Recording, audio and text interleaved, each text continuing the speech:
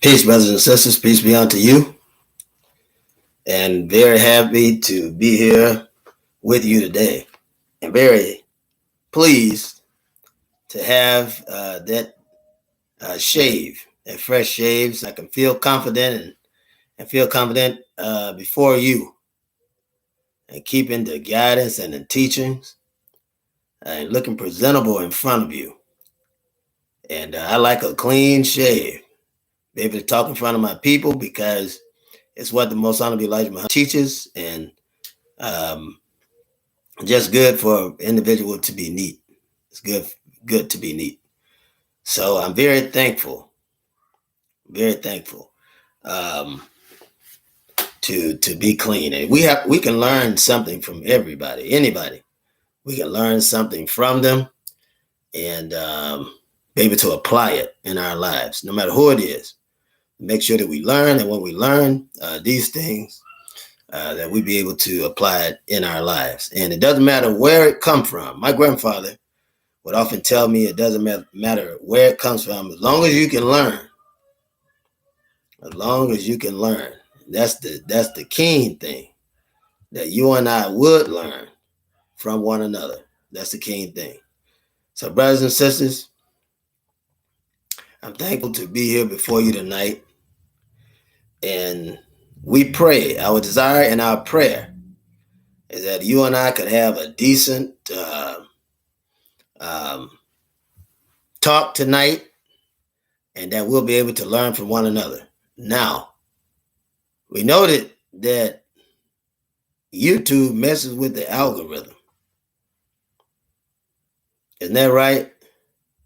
That YouTube messes with the algorithm of the station. So we know that. And irregardless of that, we want to keep moving. Irregardless of that, we want to continue to keep moving. To do what is necessary. And at this point, to be able to get something out is positive. Don't be concerned. I've never been concerned about at the end of the day now, at the end of the day, never been concerned about any less than getting the information out that should be out to our people.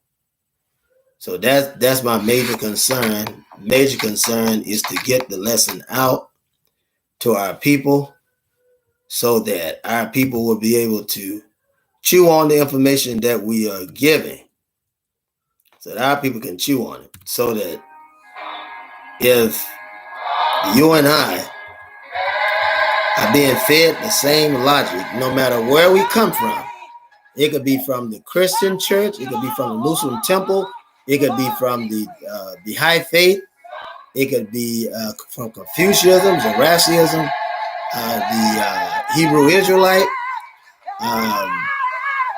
the Mauricelm-Lei Temple of America, Malachi Z. York, the Nuwapian. No matter where we come from, brothers and sisters, we have to be willing and humble enough. I think that's the right word to say, humble. We have to be willing and humble enough to learn from one another and be able to grow together. Though we may have different quote unquote perspectives, having the same goal. This is important. Having the same goals in bondage. And that's liberation, justice, and equality. Isn't that right? Liberation, justice, and equality. That you and I, have to have that. That you and I need these things. And that once we have these things, then we are truly on our way to true liberation, true freedom, true justice, and true equality. So that's very, very important. We're going to wait a little while because I know, greeting brothers and sisters that have come on. We're going to wait a little while because I know that there are those that told me because of the time zone that they would like to join and can't join, would like to be on the actual live show. So they're missing the time zones. But we pray that in that time that we've given them, that they're able to attend and be able to contribute anything they agree or disagree with, because I was discussing it with some Christian brothers today, with Muslims, with Hebrew Israelites, and others that may have felt like they were black atheists, black atheists. There's an oxymoron for you. How can a God be an atheist? Come on, brothers and sisters. That probably went over your head, but it's going to take us all. It's going to take you and I. It's going to take all of us. So we'll wait on them as they come on.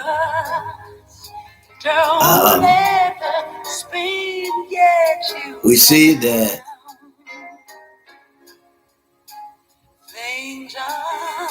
America not serious about any black man, any black woman, any person other than white. White man is not concerned about their liberty, their liberation. Not concerned about their justice. He's not concerned about their equality. We see that. So, and it baffles us because we're even watching the meeting. They're literally having constitutional court over the prophet, this little, I guess, Anon prophet, running around with the bull horns on like he's native or whatever, and all these others that ran over the Capitol. And they haven't yet done any real thing about it. Now, had they been black, we would have been spreading all over the Capitol lawn. We would have been dead had they been black. So, and I think that's something important to remember. We don't talk about it, but it's something important to remember. That this is the white man's country. Brothers and sisters, you need to listen to me. Because if you don't get that, then you won't even fight. There are many people that, when they see that white man, white woman, they believe that they have a shared history. You have a shared history. It's the history of the predator and the prey. And most of the time, black people or people of color or people that are of other are the haunted. They're the hunted. So they're the prey, and the white man is a hunter. Now, at one time, this was literal because the white man was literally catching you in Africa and killing you and cooking you and eating your flesh. My God. My God. You have never seen anything like this American white man ever in your life. I mean, this is one of the most filthy, bloody beasts, psychotically sick in every way imaginable that this world has ever seen. The entire world has ever seen. Brothers and sisters, I don't know about you, but I am ready to stand in liberation, sanctification, righteousness, peace, economic liberation, clinical, social, and medical liberation for our people. And not only that, but stand in the liberation of an army for our people and to protect our people in our everyday lives so that we will truly be free from this beast. We'll have to activate it. We'll have to activate it, or the whole country can go to hell. We have no choice. So today, our subject is the ballot, right? Or the bullet. And we remember that from Minister Malcolm.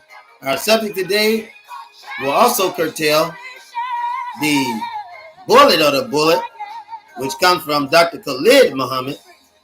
But I think it's also feasible after they were bombing Tulsa, Oklahoma. And with so many political bombs today prepared for you and I, so many bombs that will have gone off to even take out black people here in 2022, that today our main subject will be bullet or the bomb. The bullet or the bomb. That's what you and I are dealing with today.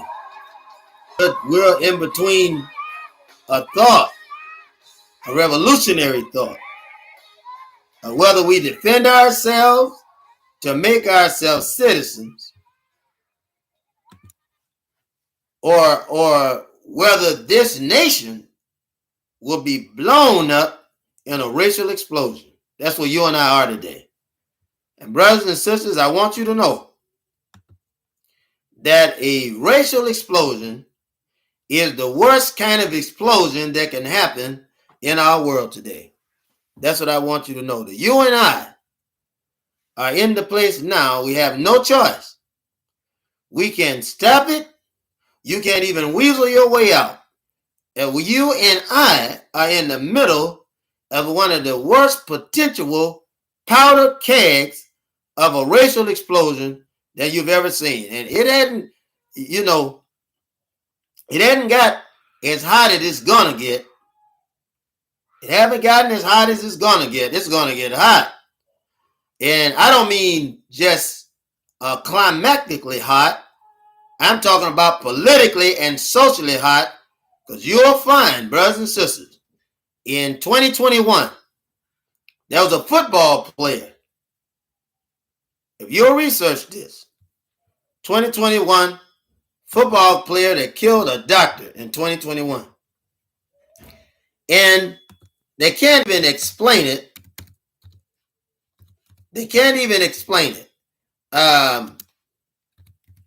They want to say that it was mental issues, and I believe them that it was mental issues, but I don't believe it had anything to do with concussions. Concussions may have helped it, to come out a little sooner, but I don't think it had anything to do with the concussion. And this brother, you have to go back to every black mass killing. This is what they call it, mass killing. Every black mass killing that has ever happened. You have to go back to it, because it bids studying, brothers and sisters. You have to study these events. This football player, and this was the point of break, the literal point of break. He was an ex football player. His name was Philip Allen. Philip Allen. This football player had a walk. He was in Rock Hill, South Carolina. And he went in and shot this dentist. I mean, it don't make any sense. On the one hand, personally, it may make some sense.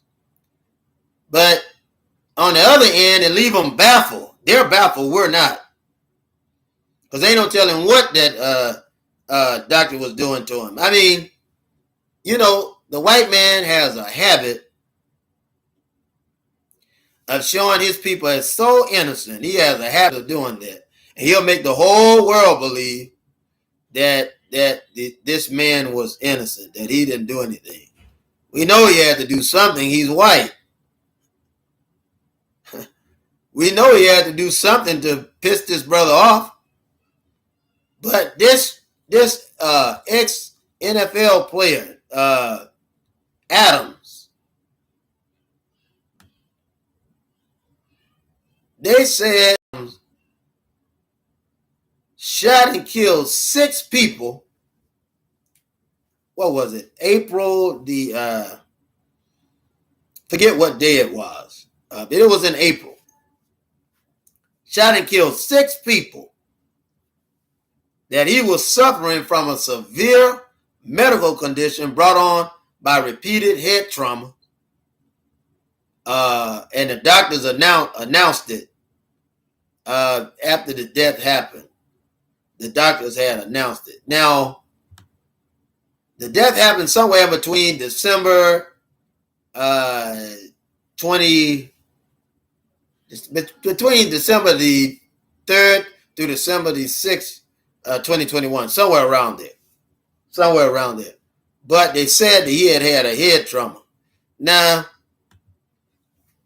we don't know the intricate details of this killing. We have no idea. We don't even know.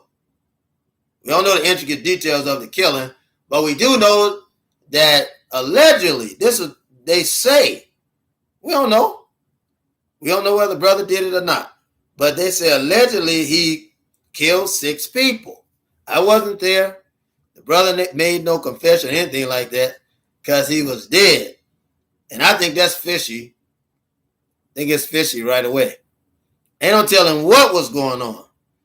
But if he did the killing, you know the white man had to do something.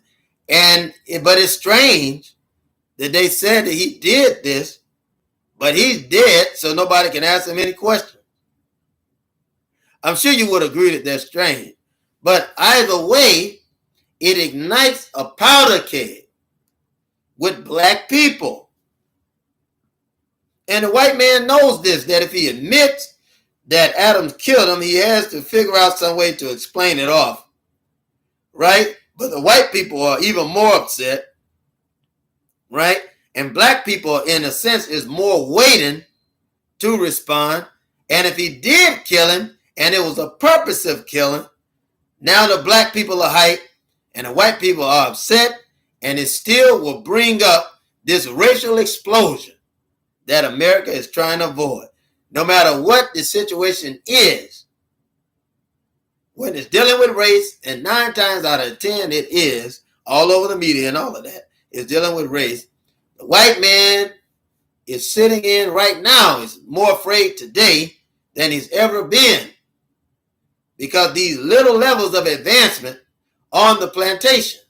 And if you keep taking away enough rules, just keep twisting and taking away enough stuff from that plantation, you'll find very soon that the black man will start thinking with his own head, his own brain, and start seeing things through his own eyes.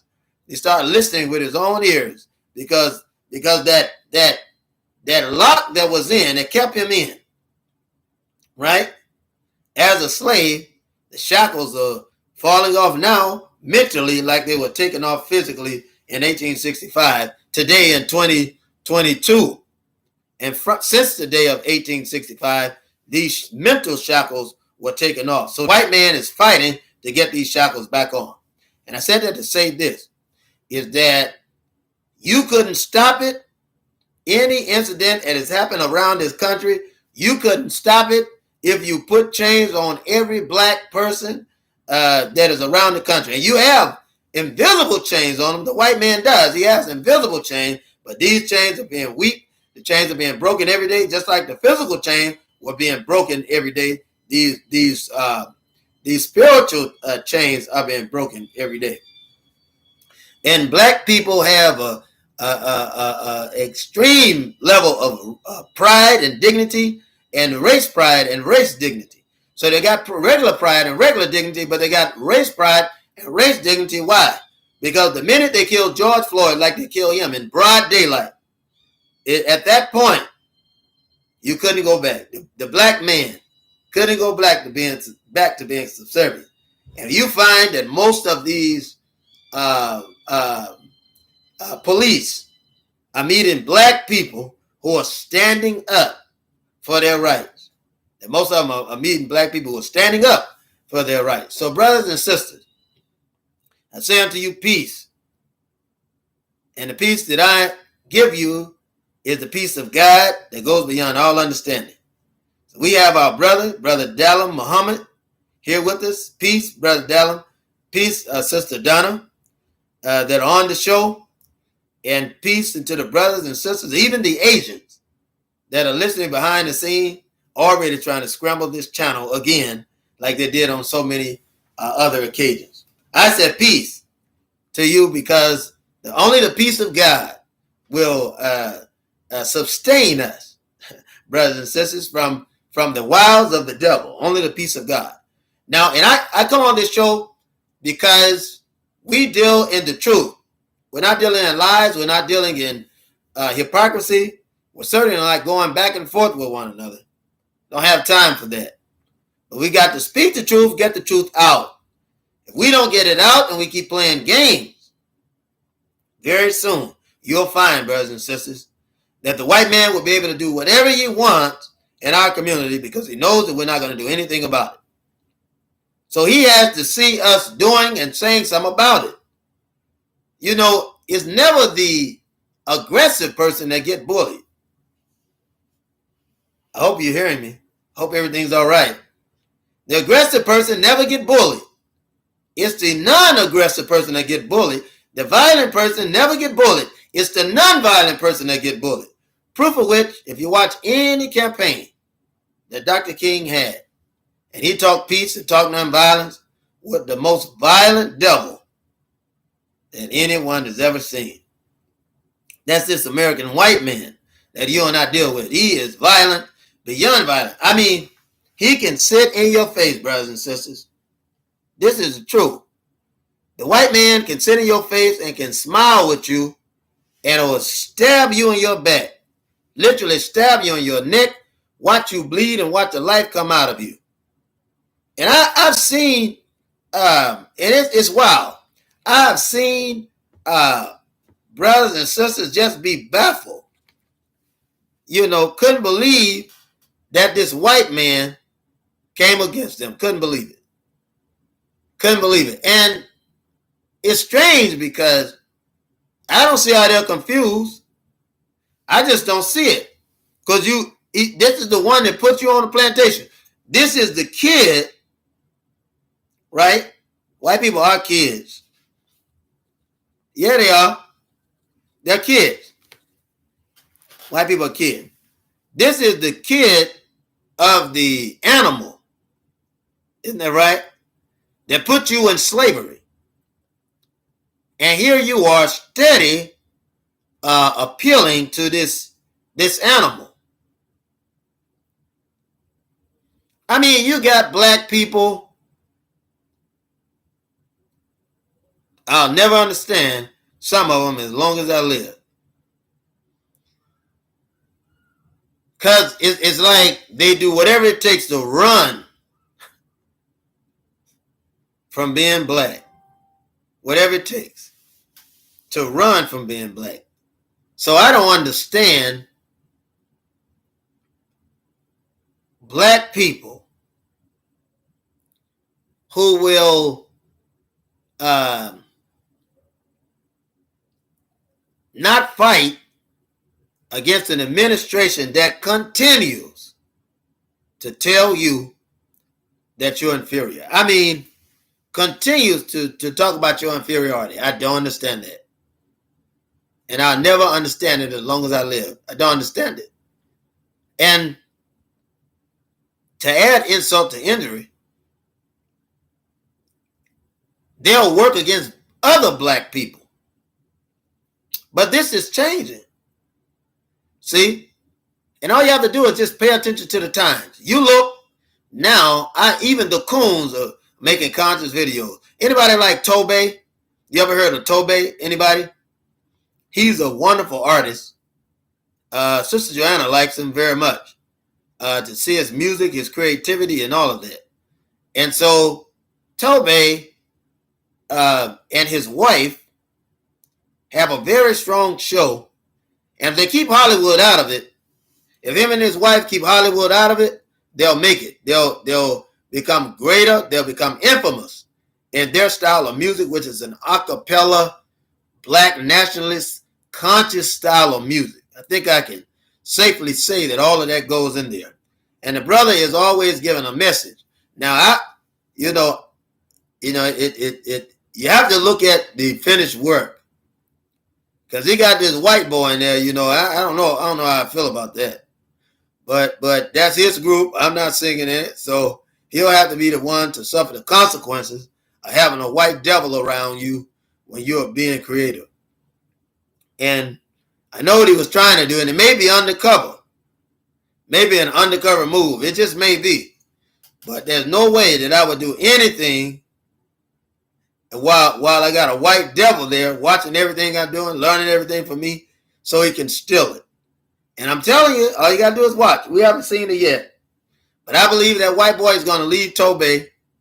He's going to start downing him. That's what they do. They ride in on your coattail. Brothers and sisters, you got to understand it. They don't want nothing to do with you if they can't steal nothing from you.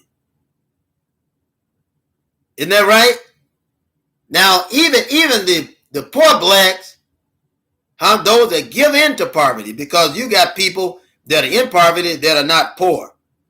The mentality to not get out is what can stop you from being poor, no matter where you come from.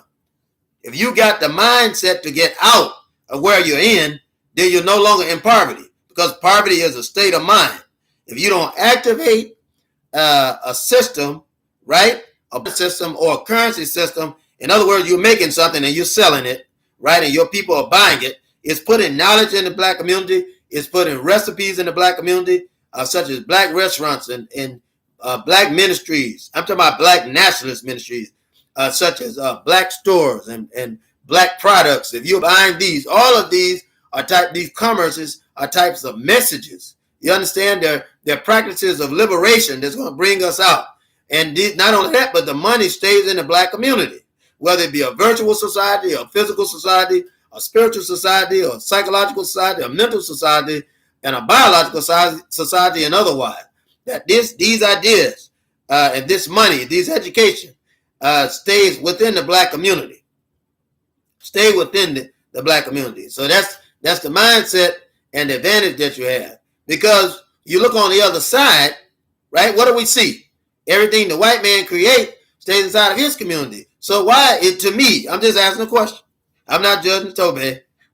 I'm just asking a question. Why? And it tells you that even in all of his consciousness, that he think that at least one white person is all right. He may think some of them are all right, which is dangerous to him. Dangerous to him. Because this white boy, when he turn on him, and he's going to do it, he's going to do it. It's in their nature. It's in the white man's nature. So he's going to turn on him. Just a matter of it's not a matter of whether or not he turn on him. It's just when he's going to turn on him. Because he's going to do it.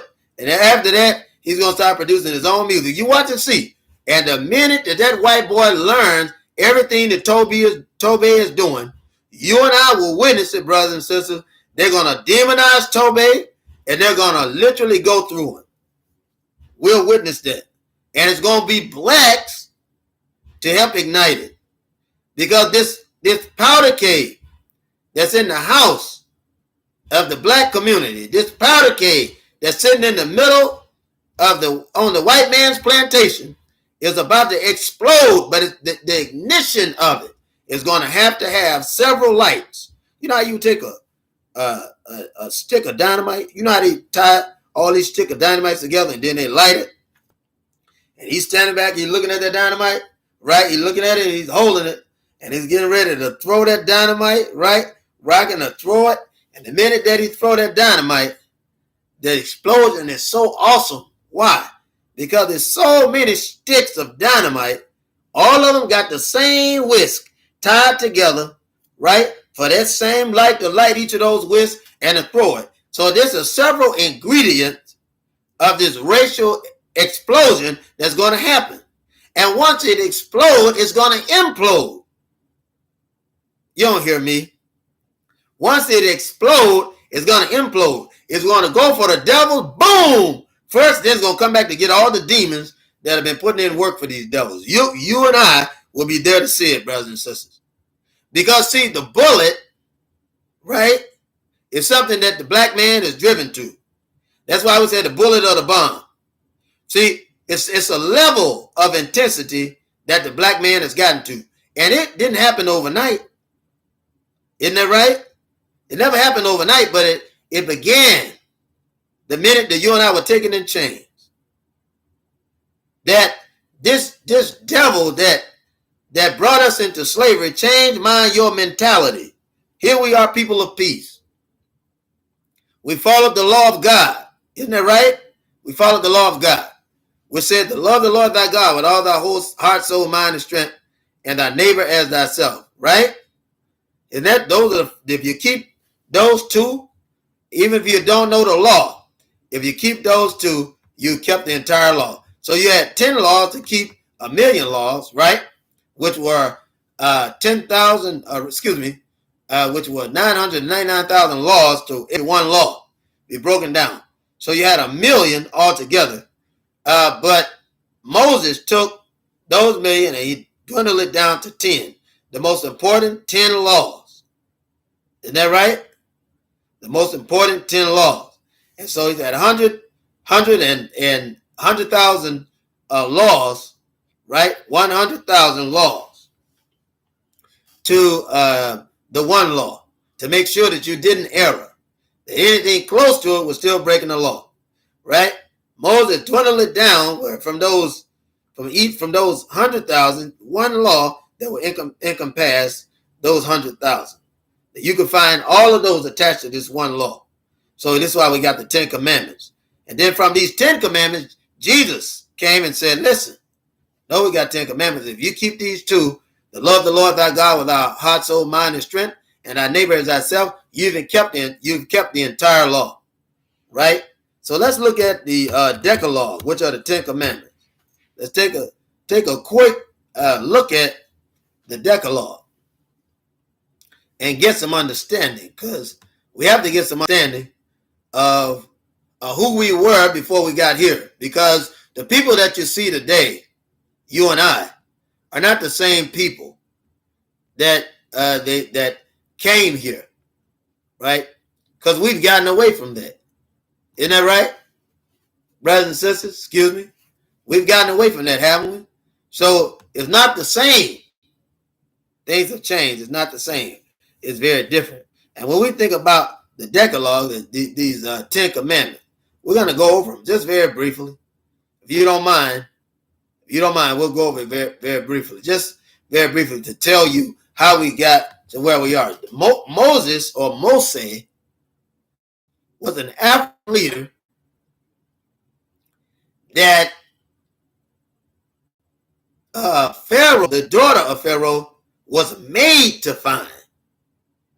Because his sister Miriam floated him in the basket, a woven basket that his mother made to put Moses in the Nile, and to guide him to the doorsteps of the daughter of Pharaoh. Isn't that right? Isn't that right? So that when this boy is raised,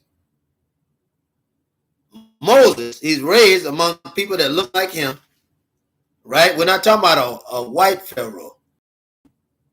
We're not talking about a white Pharaoh. We're talking about a black Pharaoh. But over the providence, due to integration and the implementing of democracy over the whole land through war, right? Integration. What is that? We talk about integration. When they are mating with us through war, we had assimilated Pharaoh, right? Not Ramsey. Ramsey was black. But I'm talking about when they let those Greeks come in, right? That somehow they set themselves up as governors of the outer borders that connected them to the Mediterranean, which is the caves of Europe where they came from. Now I just want to set this down. Who were we before we came here? What language did we speak? What was our name? Isn't that right, brothers and sisters? These are things that we should be asking ourselves. What was our name, And who gave us these names? And how did we get these names? How did we get our religion? And you'll find out that most of these things came from the same devil. If you are Baptist today, it's because your plantation owner somewhere in your family line was a Baptist. If you're Methodist, same thing. Somewhere in your line, somebody was a Methodist. Now, if you're African Methodist Episcopal, then you followed Richard Allen, who made the African contribution to the methodology, right, of Episcopalianism in order to rid it in its earlier stages as a shackle, religious shackle, or bondage to black people who were serving on the plantations in America. And the first thing that the black leaders did, religious leaders did, and this is very important, first thing they did was they divorced themselves from the religion that had been given to them from their oppressor. And you will find that in these religions, the oppressor, first of all, he first did it himself, then he chose a black, selected them from among the other people that were impoverished, right, through slavery, to lead them, to say something. He always put some old homogenized Negro in front of our people to mislead them. And I'm saying a lot right now because I know that this goes a long way. And you know it too. When you think about it, you're going to know that this goes a long way. You and I were docile, but went through a process of docility, right? And even under emancipation, we went through a process of docility before we just went through all-out war. Nat Turner was only one of the warriors that had decided to kill the white man to free black people. You have to know that. Now, understand this, brothers and sisters, that they knew as early as then that you will never have any freedom or any freedom, right? Never have any freedom or any freedom if you allow that regime, because that's what it is. Because remember, this is a plantation run by the powers that be. As long as you allow that regime to be in power, that you will never have any freedom. And I want you to understand something. Something happened when they put these black zealots for the white man over these African slaves who were familiar with their tradition, their Islamic tradition, right? Because that's what you and I were, not because of the Arabs. The Arabs learned all of this stuff from us. The mountain of Karam, in Africa, this stuff was found from us.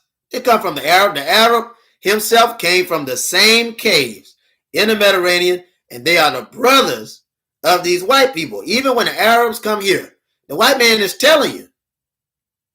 The white man is already telling you when the Arabs come here, they label them white. They label them white. Isn't that right? It's amazing.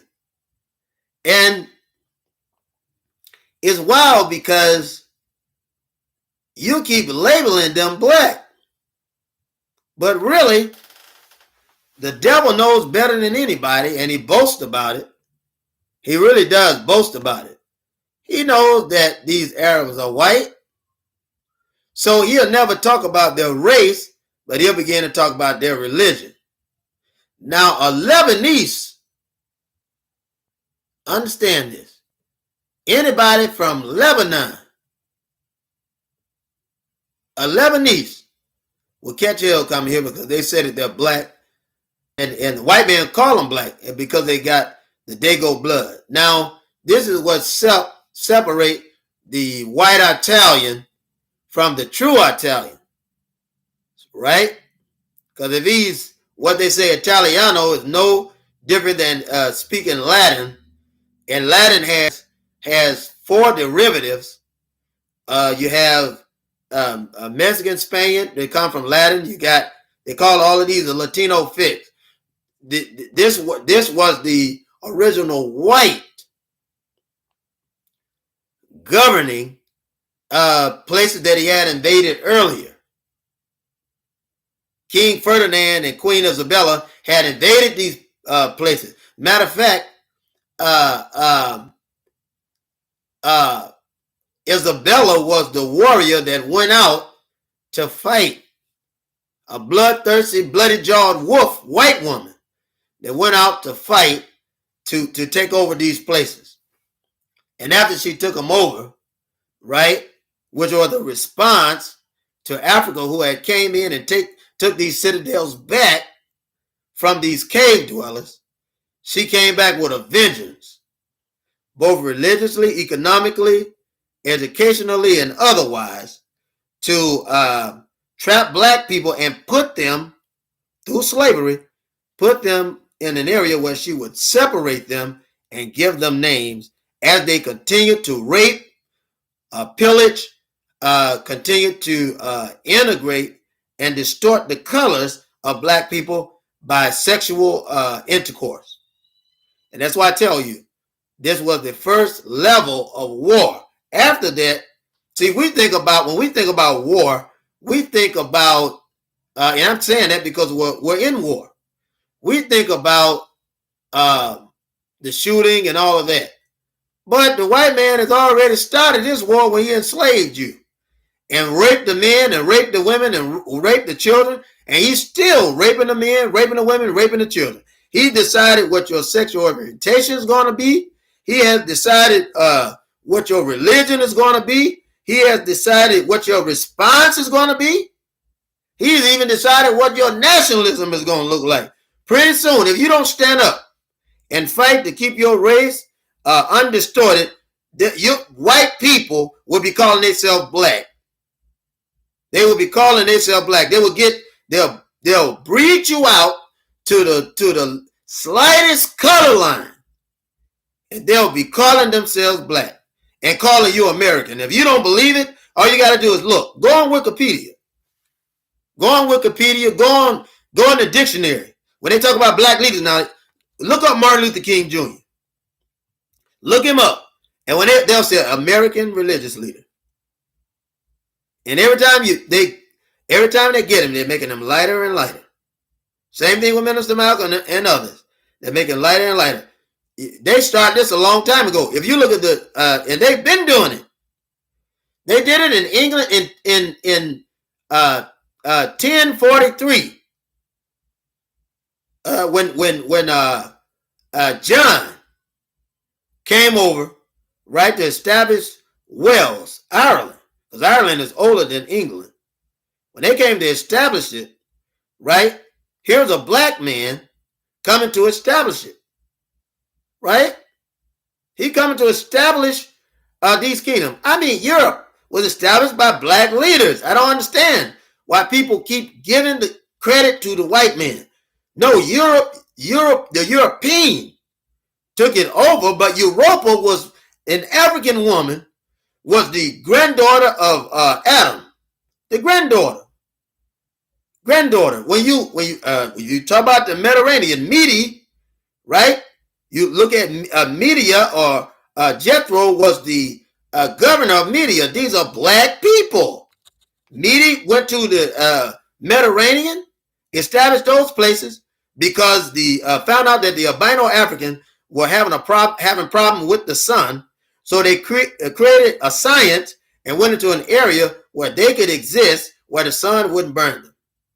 And when the white man would not keep up his scientific practices and his study to learn about the sun, lessons of adaptation by using mud and things of that nature, and not fear the sun, right? And this is before they started tanning. He began to fear the sun. Then he said that the sun was God, and you couldn't look at God in his face and live. Because for them, it would blind them and it would literally kill them. That came from them. It didn't come from us.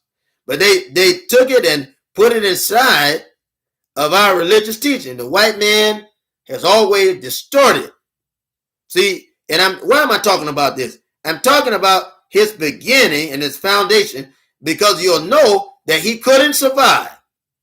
And he had to go to war with us because they couldn't kill each other up, right? Because they had been doing that in the Platonic War. And then after that, they decided, I believe it was in 300,000 BC, they decided then as a collective that they couldn't continue to kill one another because they were wiping each other completely out. Completely out. And it wasn't that many of them to start with in the first place. They didn't set up citadels until 60,000 years after that. Perfect citadels to 60,000 years. And they were kidnapping Africans in order to help them survive. I'm trying to tell you something, brothers and sisters. You have to study the history of this man to understand exactly where it come from. If you look at I have a book called The Cave Mount Africa. It's called Mount Africa and Cave Mother Europe. I have the book on there. But I'll tell you, you can go up and look up the cave cities of Europe, and you'll see entire kingdom that was built into rock, into a mountain, right? Caves that were dug into mountain by white men like ants building an anthill. Just look it up. Go to Google and look up the cave cities of Europe, and you'll see it. It will come up. So they didn't have the Decalogue, what we begin to talk about, the 10 Commandments. They didn't have these things. They didn't have the 10 Commandments. And I want to go over those, go over the 10 Commandments, and understand that these are laws to civilize. We had these laws, but the laws had to be made plain to them to civilize them. And you were trying to institute as Africans a law to people who knew nothing about being civil. They didn't know anything about being civilized, but you tried to instill this law to them. They couldn't do it. You'd have to be. Look at us today. Let's look at it this way. If you look at us today, black people are trained with a certain amount, and maybe not so much today, but certainly in the past, we were trained with a certain amount of dignity, certain amount of discipline, certain amount of respect for ourselves and for others. I'm sure you would agree. That made us stand out different from any other race across the planet. I don't care where we are as black people. I don't care if it's in England, Africa, or wherever it may be. The discipline and the respect for home was something drilled in us, and the teaching was so strong until much of it still lasts today after hundreds of thousands of years and millions of years. We still have these same teaching, love and respect for God, family, and all of that. It's only in the last, I'll dare to say 5 years that we've seen an actual slight decrease in this type of teaching. But nonetheless, even those that seem debaucherous and wild, they've had the training and the teaching, but are merely being influenced by social media that has turned them away from this same training and teaching. And when the media turned them away from it, then they began to practice everything else that was unlike their raising, right? In other words, what are we talking about?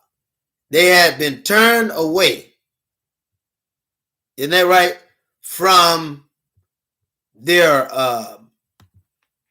training or what is natural to their habitat. And it's all right in the beginning, but eventually, these things began to harm the white community. First, it was an advantage to the white community because they can keep it extorted and keep it distorted. And they didn't even want you spanking your children. You remember when they put out Nan. They didn't even want you spanking your children. Isn't that right? Because if they got out of line, then the white man could arrest them. And he wanted that. The white man wanted it. Isn't that right? Because if he had you that way, then there was nothing that you could do. That's the law. Don't whoop your children. That's what he was telling you. And they got into all of this gentle parenting, right? Don't you whoop your children. You stop whooping your children. And your children began, when they knew that the white man had passed this law to tell you to stop whipping your children, then they began to rebel against you. But how many people know that rebellion goes both ways? If you rebel against one party of people, it won't be long because you lose respect for all. If you rebel against one, it won't be long before you rebel against all. There's no way, I don't care how you flip it, there's no way that you can rebel against one and have respect for the other when they're endorsing that rebellion. And if you look today, now, the children today don't have any respect for their parents nor the system. And so which was the actual idea of the system. So what did the system do? After that, the system built up these large jails and all of that for these kids to get in trouble. And they started from high school. What did they do? They removed the counselor, right, from high school. They removed the counselor and put in the police. Now, I knew when that happened, we're in trouble. We're in trouble. When they moved that counselor and then put in the police, I knew we was in trouble. I knew it right away, because the only time you're going to put a police in the school is he's trained to arrest people. But something happened that they didn't anticipate. Right? That a nationalistic community was growing and the mindset of consciousness was growing. So in so many instances, you took the shackles off when you told us not to obey our parents. Right? Not all of us, because my grandfather would have killed me. He would definitely have done it. But when you told us to stop obeying our parents, then we didn't feel in that generation we had to obey you either. And when our children came, our children didn't have any respect for the powers that be, because they began to learn everything that they were really doing to us. And that's how it is, brothers and sisters, when you get people who will bend rules and break them for themselves and expect others to follow them. You can never follow that kind of leadership. I don't care how strong or how dirty or how bloody the leadership is, you will always have someone to rise under that leadership, under the oppression, and rise up to expect greater things out of themselves to get from under that man that's got his knee on his neck, his knee in his back, his foot on his head. Isn't that right? His foot on his neck, whatever it is. The man that's riding his back, he is going to work to get him off. And this is what's happening today. It backfired.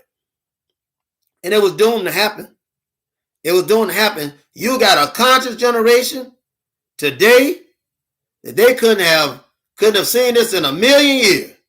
Because the white man he doesn't use anything new, and he's not real bright to know that everything that you've done to us is everything that we needed to be done for God to wake us up. For God to wake us up and say, hey, you'll never get free from this, white man. So that's what the black Jesus would say. That's what the black Jesus would say. The black Jesus would say is liberty or death. It's freedom from everybody or freedom from nobody. It's the bullet or the bullet. It's the bullet or the bomb. Isn't that right? When the white man has pushed you to the point that you know he ain't gonna give you no justice, ain't gonna give you no peace. He's created in his house a powder keg, and he knows it. And he's trying to control it. He's trying to stop it. He won't even make you feel like you're free. 2021, they legalized Juneteenth. Don't mean a hill of beans. It don't mean a hill of beans. You got a lot of young people that don't even know what Juneteenth is about. But the white man is trying to keep the parents of the young people in control, because they know the minute that the parents of the young people say, hey, it's over, it's all out, we're going to have to fight, And we're going to have to give it all we got because we'll never get off this plantation. And that's what you and I are saying today. That's what you and I are saying today. We'll never get off this plantation unless we fight to get off. The man ain't going to give us nothing. And he can't control his market, so you don't have many black people working. And because not many black people are working, then they're going to social media. They don't trust the news because the news belongs to the man. So they're going to go to social media. They're going to look at the medias that brothers and sisters have on. It may not be many. You may have 1,000 here, 20 here, 40 here, and they're looking and they're going to all these places and they're finding out that, well, this black show is talking about this and this other black show is talking about that. Man, and all this consciousness is going on and I'm learning all this stuff. Man, that white man really don't care for us do it. The white man is scared. He's scared today because I tell you, brothers and sisters, I've told you before, there's a powder keg, a racial powder keg, and it's a handful of dynamite, about 12 sticks of dynamite all twisted together. 12 sticks. And the prophet, because there has to be a prophet that light the dynamite. The prophet that got the dynamite in his hand. He has a real name, like Shonuff. He's a black prophet, probably by the name of Shonuff, that got these 12 sticks of dynamite in his hand. Figuratively, I have to say that, because if I don't say that, then these coons and agents will go back and say, well, you're talking about blowing up America with dynamite. But in this analogy, this conscious individual, in the vision of what's going on, have these 12 sticks of dynamite and have twisted them all together, right, and named them all. He gave all the dynamite names. He probably named them Abraham, Isaac, Jacob, Moses, Noah. I mean, just Joshua, Isn't that right? He gave them all names. Ezekiel, Eleazar, right? Elijah, and named all of them. And he light the wick, and the wick is standing all of them. And each dynamite is comparative to each religion or each area where black folks are. And he taking that dynamite and rolling it up and tossing it, brothers and sisters. That's what's happening to you and I today. We are learning. We're symbolic to the man holding the stick of dynamite. We are the powder keg, right? Our knowledge and our head that this white man ain't gonna never let us be free is the wick, right? That is igniting this philosophy of black nationalism amongst all of us. And we really don't know what to do, but today is the day that will separate all the coons and all the scary people from the real mission that God has set in line for us to give us freedom. To give us freedom. God is doing it. God is doing it. It don't matter where you are. It don't matter who you are. God has said enough. And it's God that's going to give you the wisdom to fight to bring yourself out of this. Because he'll never free you. He's been killing you. Right? At first they said you could do it with the ballot. This is during the 60s. The 50s and the 60s. They said it's the ballot or the bullet. And that's what Minister Malcolm said. He says the ballot or the bullet. Right? If you don't give us the ballot, then we're going to have to face them bullet for bullet. Isn't that what Minister Malcolm said? Then Minister Malcolm, when he finished saying that, Dr. Khaled came. Because Farrakhan didn't give a damn. He was help selling us out. You know I'm right, brothers and sisters. Well, you know Farrakhan's going to come up in it. You know I'm always bring Farrakhan up in it because I know that he's the biggest demon they got standing in front of black folks, misleading us. So Farrakhan didn't care. He was getting paid. He didn't care. Wallace Muhammad was getting paid. All the ones that turned on Most Honorable Elijah Muhammad and had Minister Malcolm killed are the ones that was getting paid. They weren't going to say anything about it. But lo and behold, there arose a brother from the south. You had already had the brother that rise from the north. That was Minister Malcolm. Then you had a brother that rise from the south. I'm not talking about Martin Luther King. I'm talking about Dr. Khalid Muhammad out of Texas. Out of Texas, brothers and sisters. This brother rose up and he said, nah, it ain't the ballot or the bullet anymore. It's the bullet or the bullet. Because we already know that these devils don't care nothing about us. and we need an army. Isn't that what Dr. Khalid said? We need an army. Why? Because they were killing us by and large. I mean, literally taking us out. Right? Taking us out. Then, when that was said, we realized that we had fake revolutionaries. It said the bullet or the bullet, but we realized that there was some fake revolutionaries, the same one that had killed Dr. Khalid. Isn't that right? Same brothers that had killed Dr. Khalid. You want to hear about who killed Dr. Khalid, just go back and you think about it. You look up Malik Zulu Shabazz, you look up Hashim Nzinga, you'll find out who was standing there right after Dr. Khalid had been poisoned. So the nationalists, who supposed to be carrying the bullet under Dr. Khalid, were going around undoing everything that he said. That's what the white man does. It's nothing new.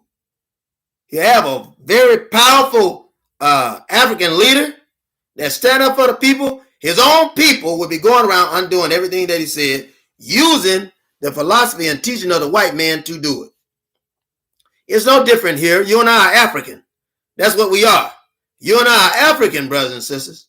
And so anytime you had an African leader to rise in America, such as Dr. Khalid Muhammad, Minister Malcolm X, Marcus Garvey, and E.C. Morris, Nat Turner, all of these leaders, Harriet Tubman, you always had some old bootlegging, homogenized Negro that would go and undo what they said. Frederick Douglass was nothing but a coon. Frederick was nothing but a coon. Frederick Douglass was a coward.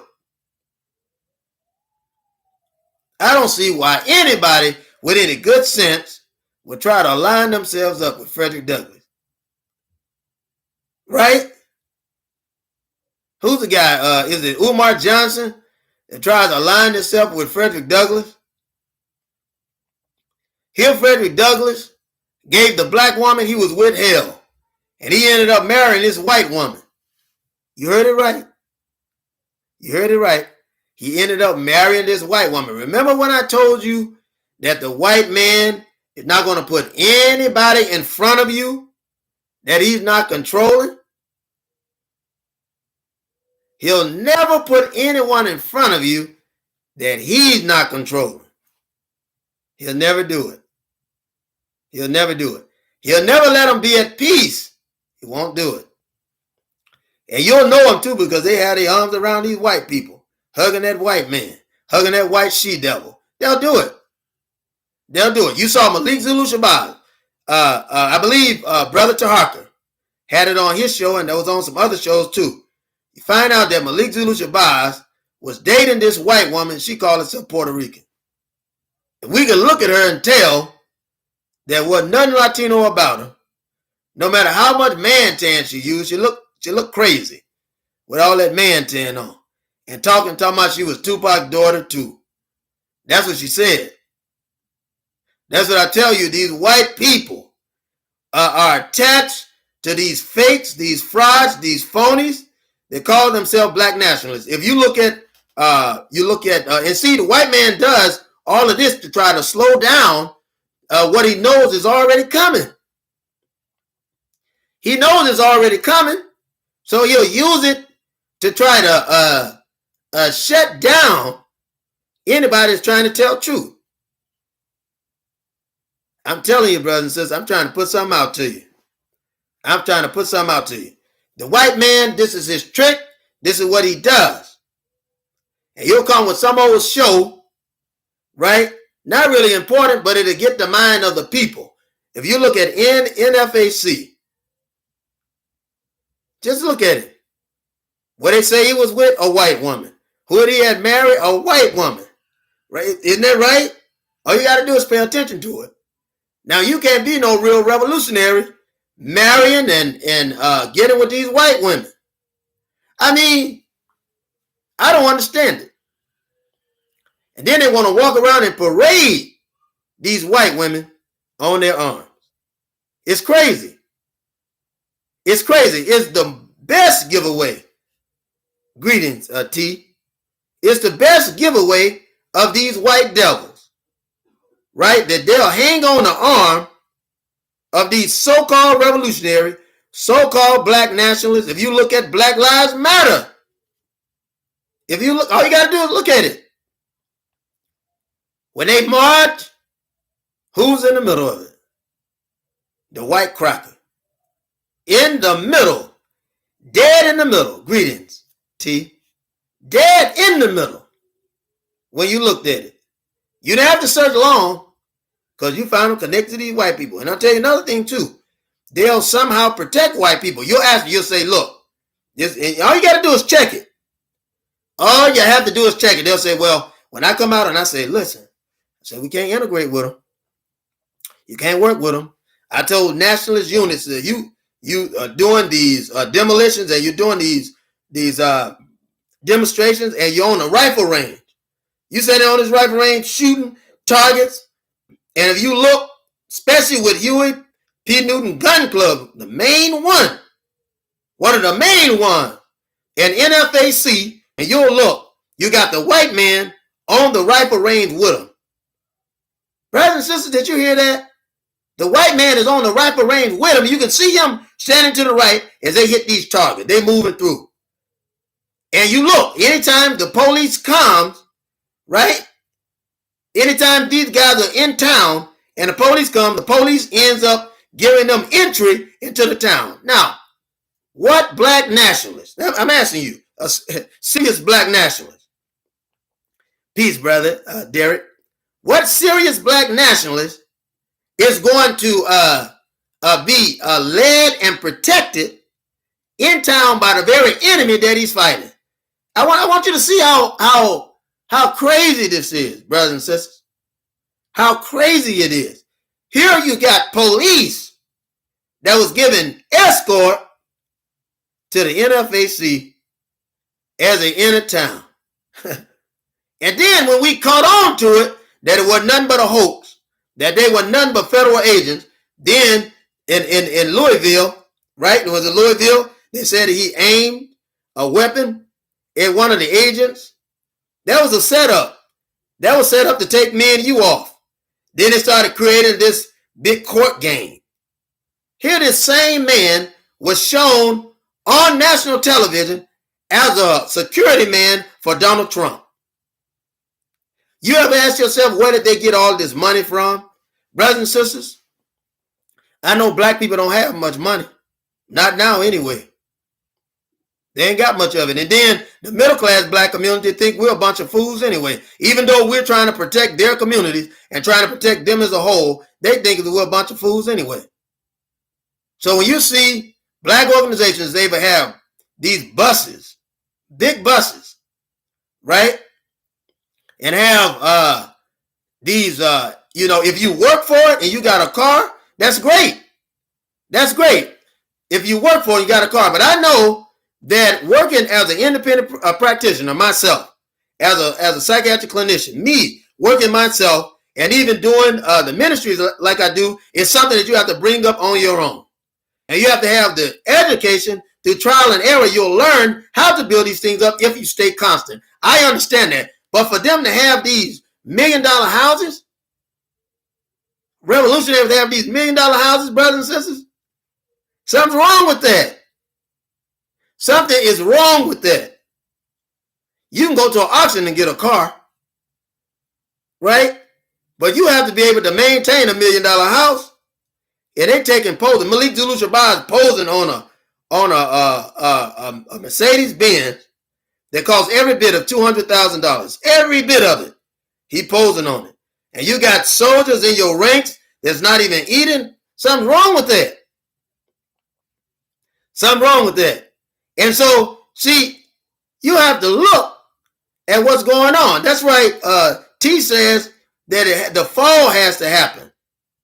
That's right.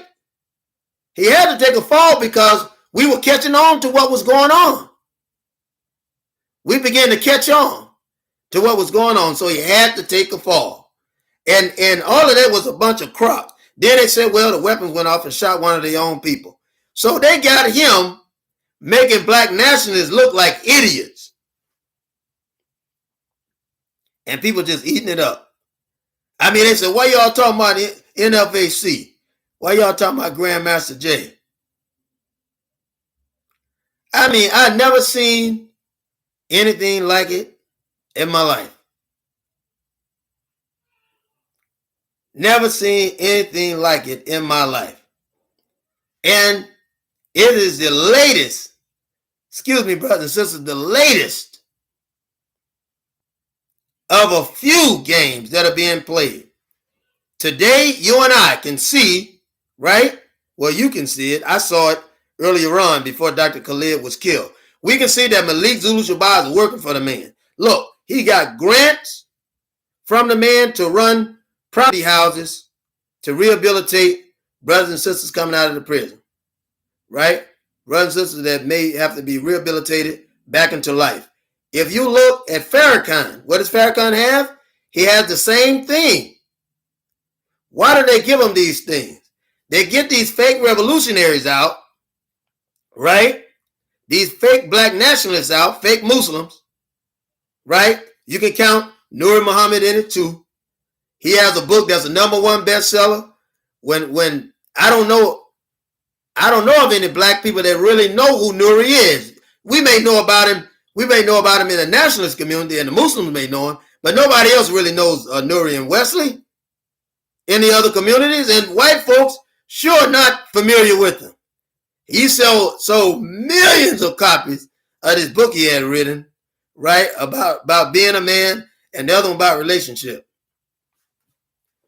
I say it because even some of the best writers don't have anybody to buy these books. Same thing with Wesley.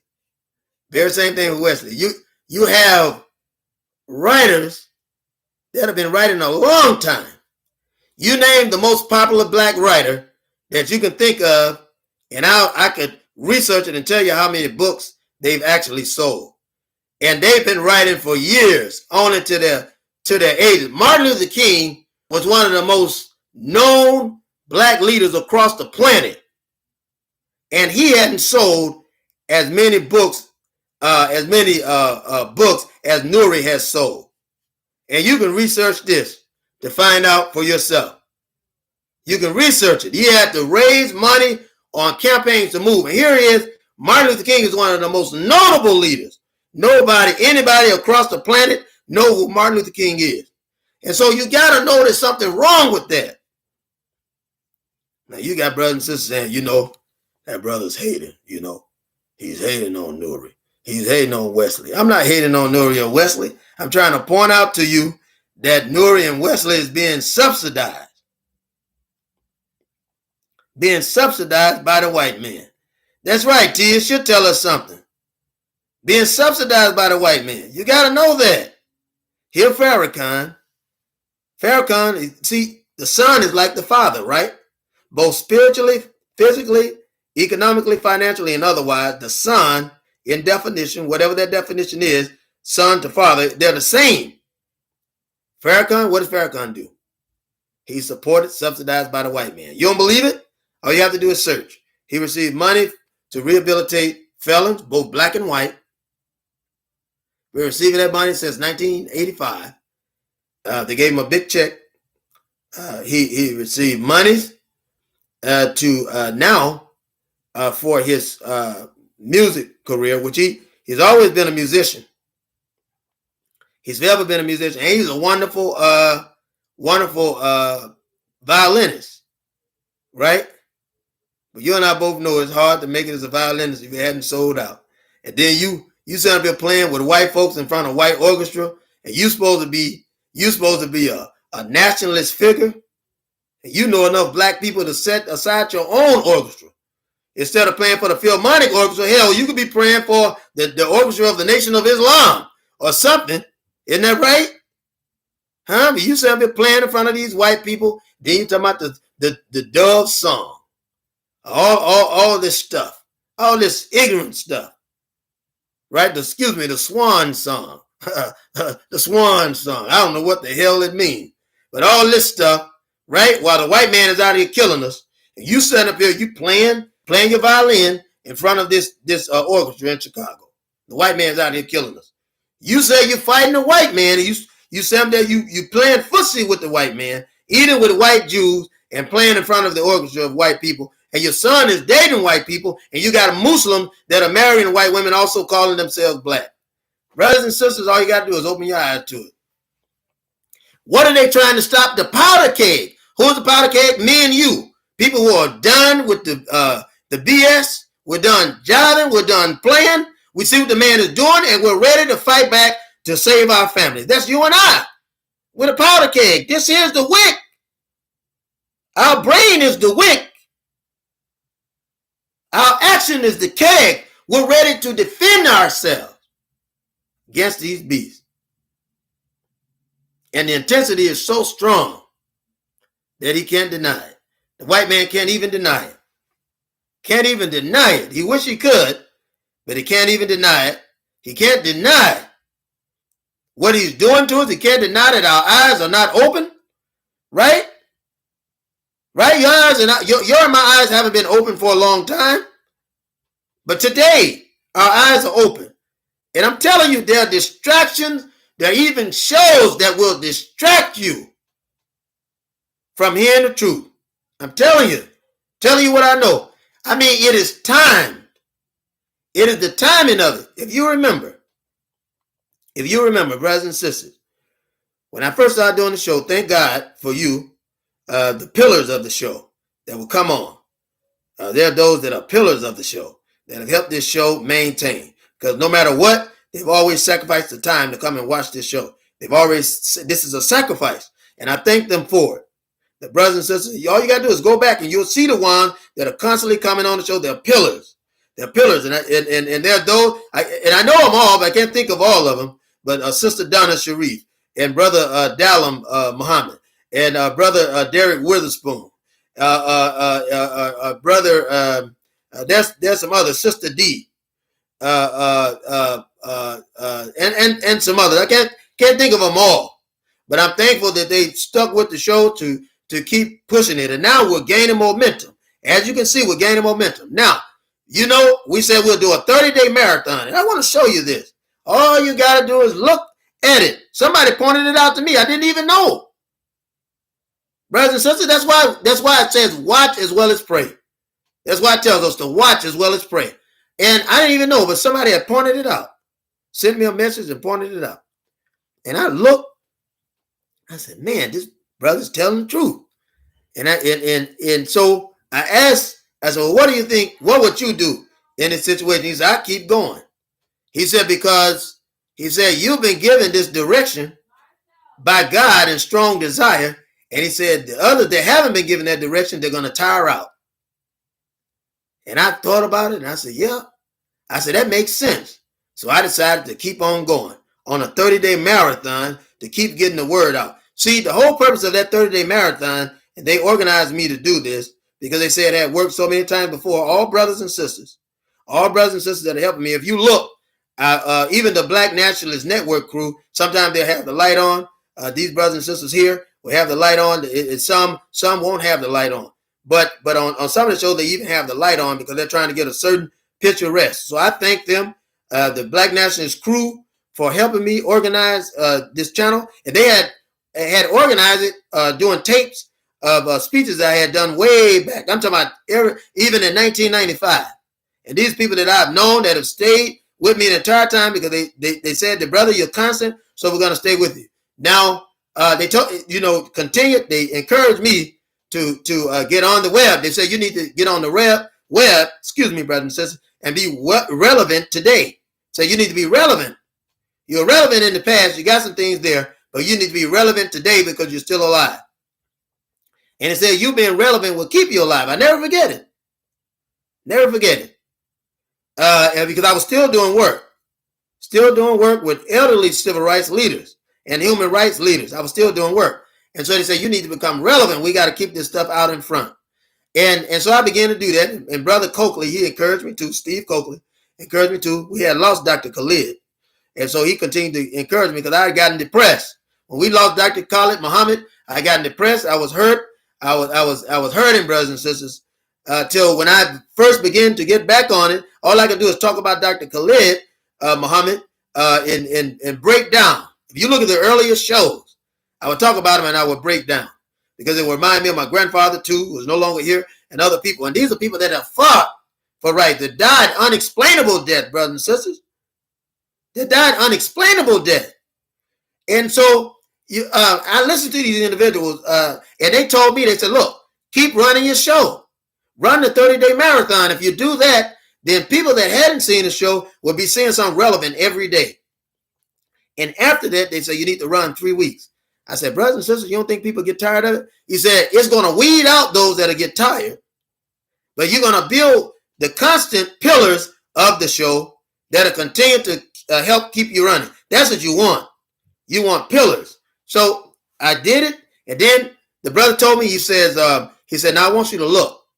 He said, this is how the devil works. Now, they remember when I would try to run the show and the man would cut the show off. He would give me bad signals and all of that. But they told me the more that people pay attention to the show, they couldn't do that. So then they started to say that I was violating my medical license, violating the license of YouTube and all of that. So then they put me on suspension there. And so then I started talking pure knowledge. They started messing up the signal. So they was going through these things. And so I cut it off. And I was going to stop the show. One of the brothers on the show, I'm trying to think of who it was. Believe Brother Black, can't think of his name right now. But he told me, he said, well, cut the show off and run it again. And I did, and just kept both of them, part 1 and part 2. I kept both of them running. Now, when I did that, then they say, okay, now you got a certain amount of people that's going to run with you on the show. They're going to try to drown you out. I never forget it. And the brother predicted some other things I'm not even going to say. But it happened. So, brothers and sisters, the man has a way of not getting these things out. I've looked and literally paid attention to brothers and sisters that have the gift of understanding. That's why I tell you, I can't do it alone. You can't do it alone, but together we can do it. God has given each of us something to do, because I tell you, this is the wick, right, that has been lit. And the powder keg is you and I, and it's in the house of the white man. And it's too late. He's killing us. It's too late for him to get this powder keg out of his house. It's too late, brothers and sisters. It's too late. He can't even get the powder keg out of his house because it's too late. He's messed up. So all he can do is hope and pray now that his millions, these fake revolutionaries, these fake black nationalists, these fake, phony, and fraud Muslim leaders in the Nation of Islam as it relates to Louis Farrakhan, all he can do is hope and pray that they last out. That's all he can do is hope and pray. You're going to find out that they won't last. You'll find out because they're not used to this. They're not used to this kind of revolution. Farrakhan has got too old to change. He brought these white people in, and you can't bounce back from that. You can't do it. When you lose the attention of the revolutionaries, you can't bounce back from that. And this now you're going to begin to see it. And I told you, the football player, Tony Adams, that used to play, he was an ex-football player, used to play for, the San Francisco 49ers. He used to play for the San Francisco 49ers. If you go back, you'll find out in the Rock Hill, South Carolina, he killed this dentist, his wife, and killed the dentist's wife and killed several others. It's gruesome to say. It's just so gruesome to say. But Philip Adams was his name. Philip Adams. I take it back. Man's name was Philip Adams. But he had killed these 6 people during a rampage. They said he allegedly killed them. That's what they say. Now, I wonder, because there is people trying to get this race war on the road. They're trying to get on the road. I wonder what really happened. If he did it, I'm sure he had a reason why. In hell, they're killing our people. They're killing our black men, our black women, and our babies. Somebody said, man, that's heartless. It's the truth. It's the seed that has been planted And it's pure hypocrisy, brothers and sisters, for you and I to feel shameful or to feel the pain, right? When they're killing our people every day. I'm talking about literally police officers, white police, would kill a pregnant lady who's holding a baby in her arms and then walked up to the baby and shot the baby in the head. The police did that. Killing 7-year-old and 6-year-old boys. White men walking on playground like Brian Cloninger and putting the gun to little DJ Maiden's head and shooting him. They're doing these things to us. You don't think that these seeds are going to grow up? Brothers and sisters saying now, they're like, well, all white people ain't racist. I disagree. All white people ain't racist, and all white people ain't trying to kill black people. I disagree. Well, all white people ain't against us. I disagree. Now listen, I'm going to tell you why I disagree. Because if you ain't got enough common sense to know, and many that just don't have any common sense, enough common sense to know that this Constitution that was established for the white man. Understand that. The Constitution. So the Constitution that was established for the white man. This country was established for the white man. Slavery was established for the white man. Huh? Emancipation was established for the white man. Sharecropping was established for the white man. Segregation was established for the white man. Integration was established for the white man. And socialism is established for the white man. Who does the white man have pushing it the most? Some old black, homogenized, coonish nigger, or Negro, excuse me, that's pushing the white man's narrative. Look at Cornel West. Malik Zulu Shabazz and Cornel West had some kind of show together on stage. Some kind of debate, some kind of show together on stage. I mean, it was a failure. It was a failure. This show they had. It was a complete failure. Because we know that Cornel West is a coon, and we know that Malik Zulu Shabazz is a coon and a murderer of our brothers and sisters. Proof of which, when Dr. Khaled died, Malik Zulu Shabazz and Hashim Nzinga let him lay in his vomit and choke 8 to 10 hours. They didn't call an ambulance. Wouldn't even call medical people that Dr. Khaled had aside. Would not call an emergency nurse nor doctors that Dr. Khaled had set aside in case anything like this was to transpire. And they carried the plates that poisoned our brother from D.C. They was giving them poison, when he was doing the speech, no more Negro stuff, all the way till they got him down to Atlanta, Georgia. So that means that these demons had to have the poison that they were adding to the food. You don't hear me, brothers and sisters.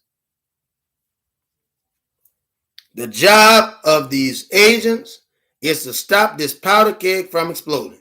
But here's the thing. You can stop it, and you will never stop it, because the eyes that you and I had in the past, they're not dim, they become brighter. Our eyes are opening now. We'll have our own eyes, and we'll begin to see with our own eyes. We have our own ears, and we're beginning to see with our own ears. We have our own mouth, and we begin to see our own mouth, brothers and sisters. T said, I didn't know, Grandmaster, I was with Brother Khaled. Brother, any real revolutionary was trained and with Dr. Khaled. Whether he stood with him or viewed him from afar, they were receiving mentally nourishment to the ear and to the brain from Dr. Khaled, who was a real revolutionary. This is the reason why they couldn't leave him in the Nation of Islam as we knew it then. See, they told Farrakhan he had to make that move because they gave him all that money. It was time for him to make the move. Then you saw Barbara Walters. Now again, here's the one most hated, Farrakhan was supposed to be the most hated black man in the nation. And they got you on all the main channels. Isn't that right? You look, who else does that? Al Sharpton. Al Sharpton can't even speak. I mean, who in their right mind? I mean, here this man was a $2 hustler that walked around with a big perm and a basketball outfit on, mainly Adidas or Nike or something like that. And black people thought he was an absolute idiot and fool. And Barack Obama, another coon, an agent for the white man, a CEO, one of the few black CEOs that ran the plantation, right? Because we've had some black slave owners. He picked up Al Sharpton, dust him off, clean him up, wash his face, brush his teeth, clipped his hair a little bit and said, look, you can't wear your perm out. Afros went out a long time ago. You got to wear your perm back.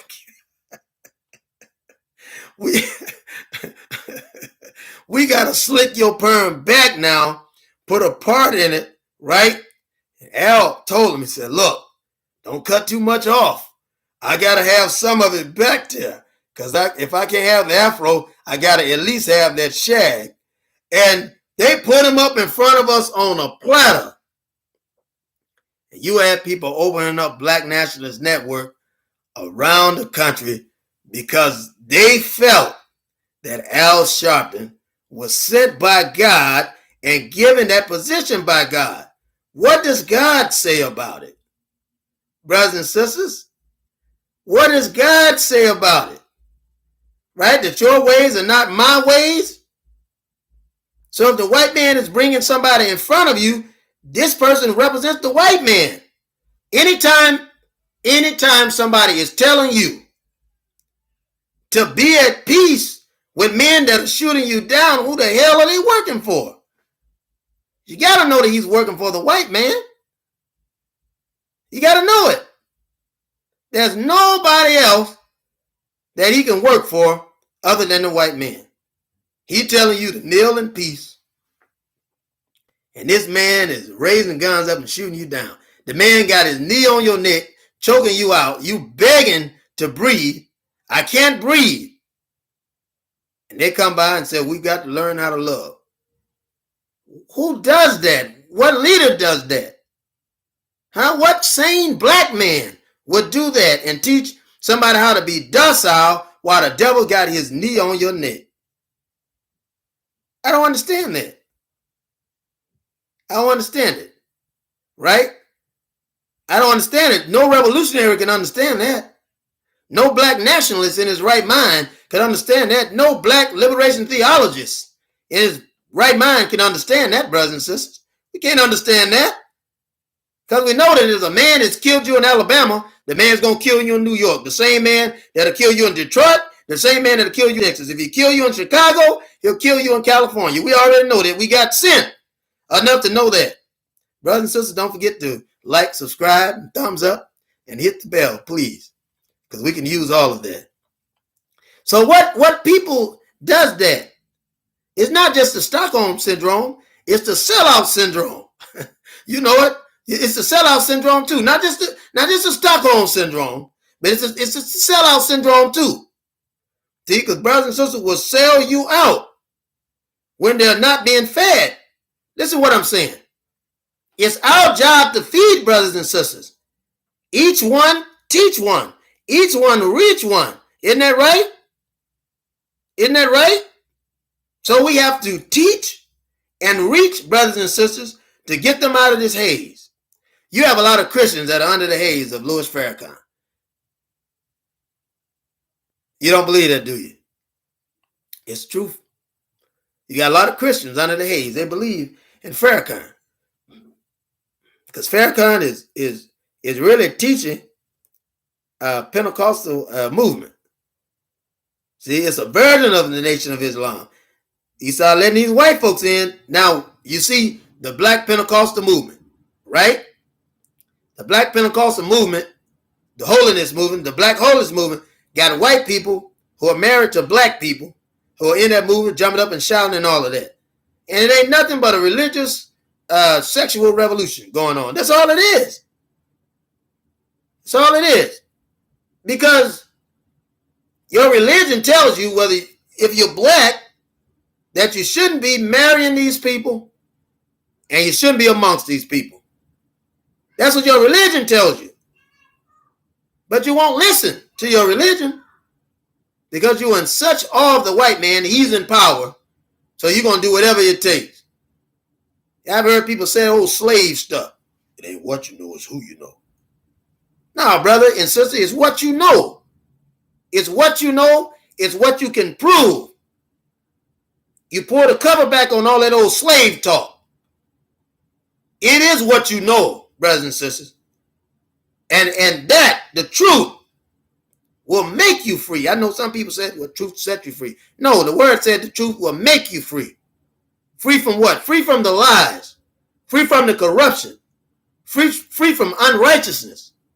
Isn't that right? Don't let that white man tell you that you can't live a life of righteousness. You can live it. He can't. He can't live a life of righteousness because he's a devil. And Muhammad has already said there's no salvation for a devil. Muhammad said it. Look, in the book of wisdom. I'll share this with you because I think it's important that everybody have it.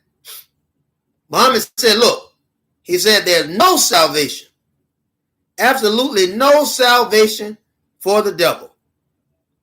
None whatsoever. You look and you see this race mixing and all this stuff and the mixing of the teaching of the most honorable Elijah Muhammad from Louis Farrakhan. Dianetics has nothing to do with the Nation of Islam, brothers and sisters. Dianetics is demonic. Demonic teaching. A demonic teaching. That's why I said beware of Muslims who will misuse the teaching of the most honorable Elijah Muhammad. The question is asked. The Supreme Lesson said, can the white man be saved? The devil can't be saved. Muhammad said that in the Supreme Lesson. Now they're saying, well, we're not living in Muhammad time. We're living in the time of Farrakhan. And Farrakhan said that the white man could be saved. Well, Muhammad teaches that. Muhammad doesn't say that. He doesn't say it in the lesson to the black man. He don't say it in the Supreme Lesson. He never said that the white man could be saved.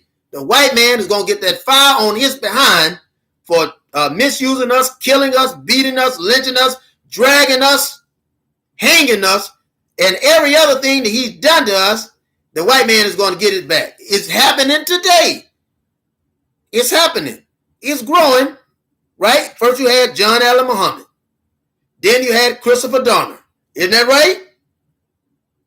Isn't that right? Then you had Tyrone Davis, right? The brother that the subway, right? You had Colin Ferguson, right? So the list goes on to start growing. They tried to blame me.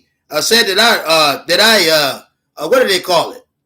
I forget what they call it, but they try to say that I brought in Mackay X, that he was sort of manipulated online, right, to kill the police in Texas. Wasn't even there, but I did say that black people should stand up and start defending themselves when these white devils are killing us. They couldn't blame me for that. Then they tried to blame me for Gavin Long. Dr. Collins, they tried to blame him for speaking out against black people. Rather against white people killing black people. Who else they try to blame? They try to blame Minister Malcolm. You see, any real revolutionary is going to tell you to defend yourself. They're going to do it.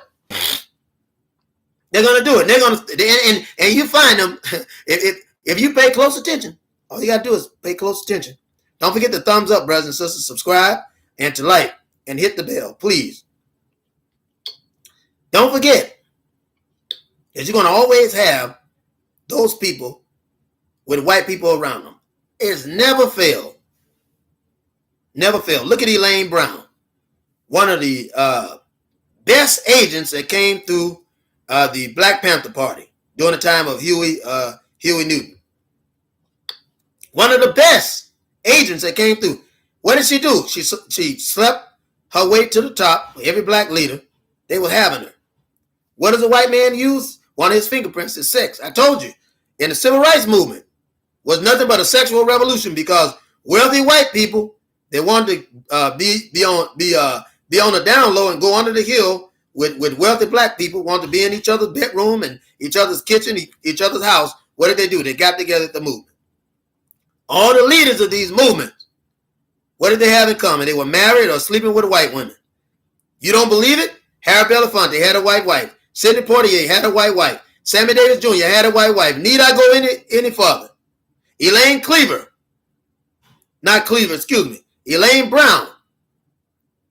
had a white man that she was sleeping with, right? That was giving her money and giving her drugs, right? To trap the brothers in the movement. Rick Ross, what did he have? White people. What were they doing? Giving them crack rock to put inside of the movement. When you get to our sister,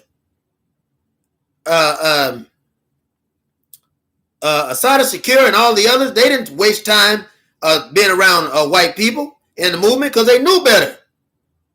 But anytime you see a fake in the movement, right?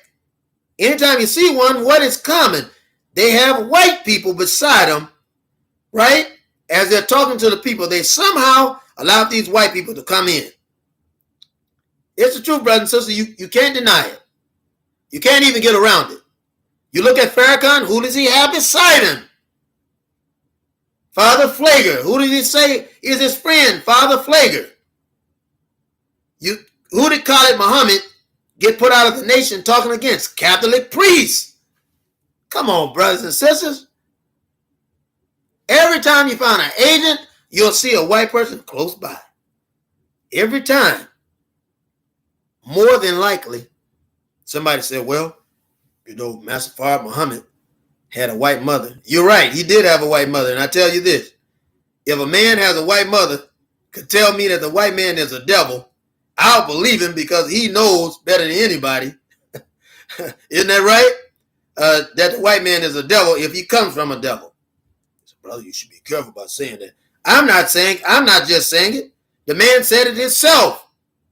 Master Fard Muhammad said it himself that the white man is the devil. The Most Honorable Elijah Muhammad said that the white man is the devil. Minister Malcolm said that the white man is the devil. Louis Farrakhan at one time said that the white man was a devil, even though it was just a cloak to hide him as an agent. But the truth still came out of that demon's mouth. Dr. Khalid Muhammad said that the white man is the devil. And you can see that the white man is the devil. And so I tell you today that the white man is the devil. Is the devil, is the devil, is the devil, is the devil. And he's trying to stop what's happening to these wicks that have been lit by our holy God to let us know that there's going to be a racial explosion and Biden won't be able to stop it and nobody will be able to stop the race war that is coming. And right now they're like, this brother is crazy. He's saying some off the wall stuff. You see it happening around you, but many of you right now today are still too afraid to admit that this powder keg has been lit. And it won't be long before it meets the dynamite. And the minute that it meets the dynamite, it's going to explode to get the white man on the outside, and then it's going to implode to get the black demons on the inside that have been doing the wickedness of the white man, which is misleading our community and killing our people. You will be there to see it.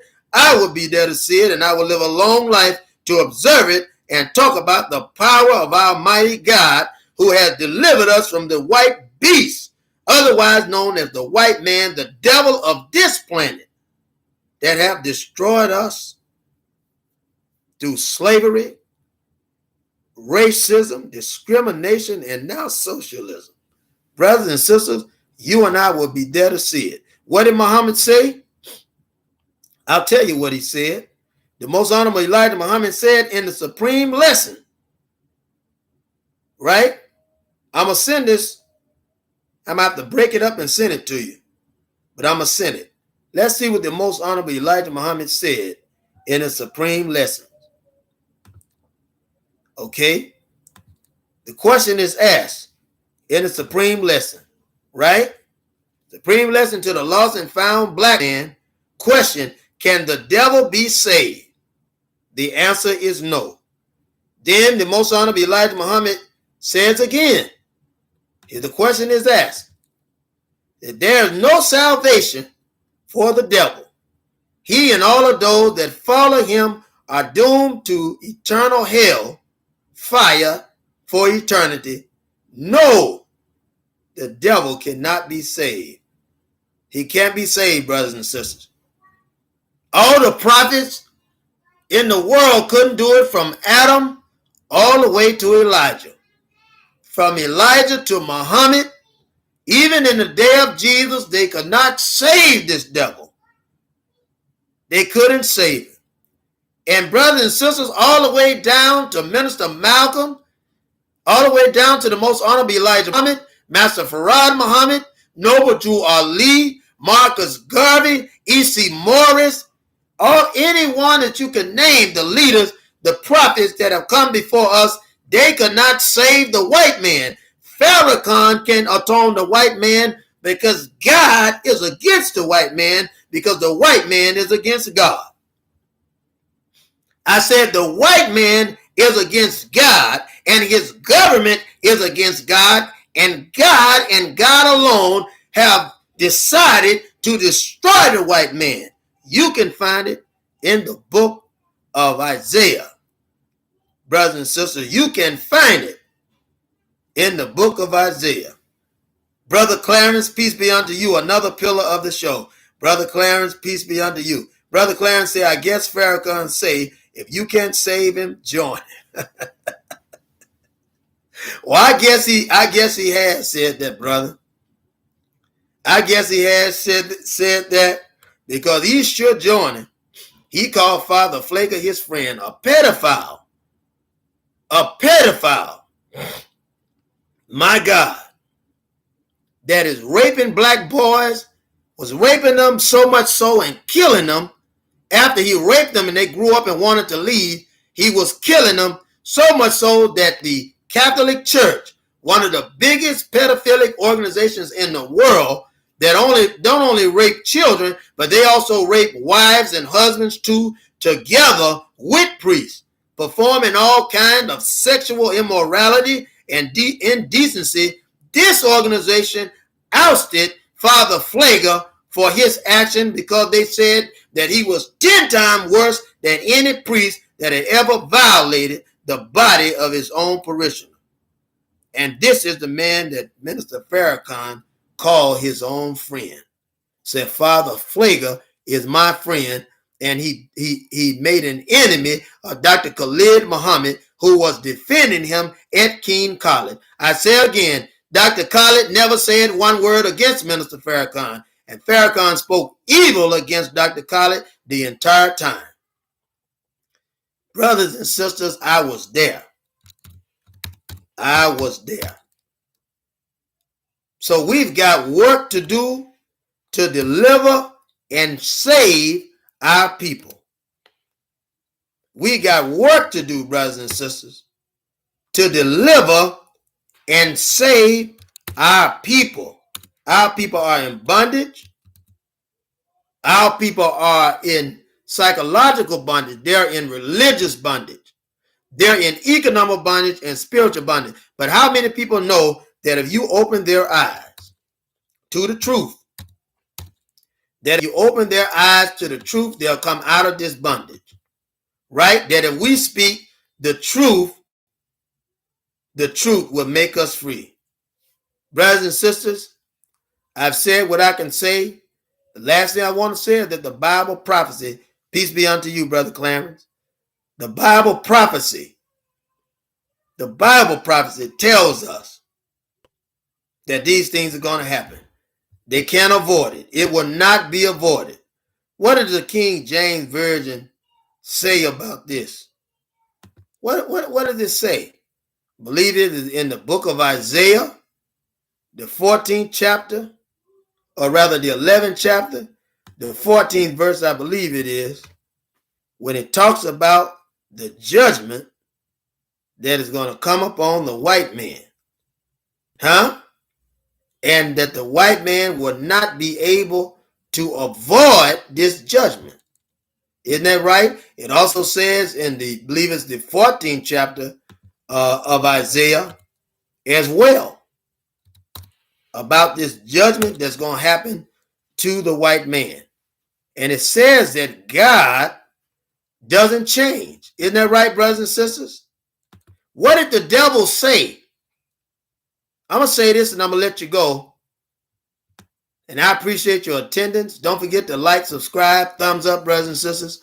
We appreciate it. We definitely need it. But certainly hit the bell so you can know, see when we're coming tomorrow. What does the devil say to God? The 14th chapter of Isaiah, the 14th through the 16th verse. What does Satan say? I'll tell you what he said, brothers and sisters. He said, I will ascend above the heights of the clouds. I will be like the Most High. Yet thou shalt be brought down to hell, to the sides of the pit. This is what God is telling Satan. This is what God is telling Satan, brothers and sisters. Who is God, brothers and sisters? You don't know it yet. You don't know it yet, but we come from the Most High. You and I come from the Most High God. We are the children, the people of God. We are God's handiwork. We were given charge on this earth to keep it righteous and holy for the inhabitants of this earth, and to rebuke all forms and manner of evil that would destroy this earth, from the least plant to the greatest human. To even protect the animals on the planet and the fowls of the air. God gave Black Adam this power. God gave it to him, and the devil is trying to take it away. Brothers and sisters, I wish I could just pour into you the knowledge that God has given me, and through the teachings of his word and his prophets, and yes, the most honorable Elijah Muhammad, who has told us the truth that will awaken us and build us up, brothers and sisters. Build us up. That's right, brother Derek. There is, and there must be, and we talk about it all the time, that there must be separation. We have no choice. You see, we can, and that's good. Thank you, brother Derek. We can have this stuff, right? Even when we fight, we can't stay. This land can't stay the way it is, but we have to have our own land, not like Farrakhan. Farrakhan has some land that the government gave to him, and the government is giving that as a dangling carrot. Farrakhan has a little land, and they gave him a little seed. All these years that you've been planting, you ain't built no stores. What did the most honorable Elijah Muhammad have? He had stores, right? He has businesses. He had banks, right? Isn't that right? Farrakhan ain't got not one store that is a national store for black people, not one car lot. At all these years you've been busy, all of this money that you have, and you still don't have anything for your people. You have nothing for your people. Nothing for your people. We have no alternative now than to survive, right, by organizing ourselves as a powerful economic force and as a powerful people to become what God has for us today. All of that time, our brother is telling us that Minister Farrakhan only has about 5,000 acres of land. That's not a lot of land. And he still got you pumped, telling you to donate. You ain't getting none of the land. The land is in Farrakhan's name. It's going to pass on to Farrakhan's kin. We'll never see any of it, but he's telling you to donate. You don't have any grocery stores. You don't have any car lots. You don't have any houses that belong to Muhammad. Elijah Muhammad had houses. Elijah Muhammad had stores. Elijah Muhammad had car lots.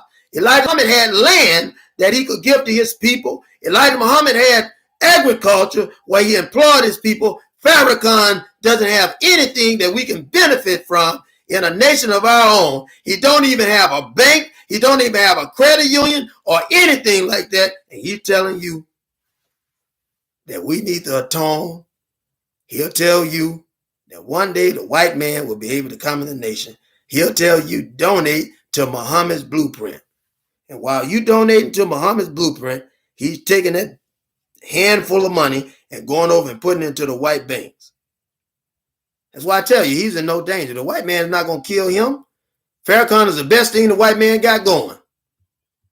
He's the best thing the white man got going. What does the word say about it? Right? The book of Isaiah. This is the book of Isaiah. What does it say? How did the devil said, and this, let me put this down. Isaiah. What does Isaiah say about it? Isn't that right, brothers and sisters? We need to see what Isaiah has to say about the devil and his reign, because he's telling you that this is a man. Isaiah's telling you that this is a man that's causing you all this hell. And you try to tell people, and they won't even listen to you. What does Isaiah say about Satan? This is Satan talking, right? Let's post this about what Isaiah is saying, so you could see why we have to come against this beast. Isaiah, this is what the devil said. He said, I will ascend above the heights of the cloud. I will be like the Most High. Who is the Most High? You and me. You and me. Let us make man in our own image, our own likeness. Let us make him. What was the first man? He was a hue, man of hue. He was a black man, the Asiatic black man, right? Around the planet, the world was dark, right? The world was dark.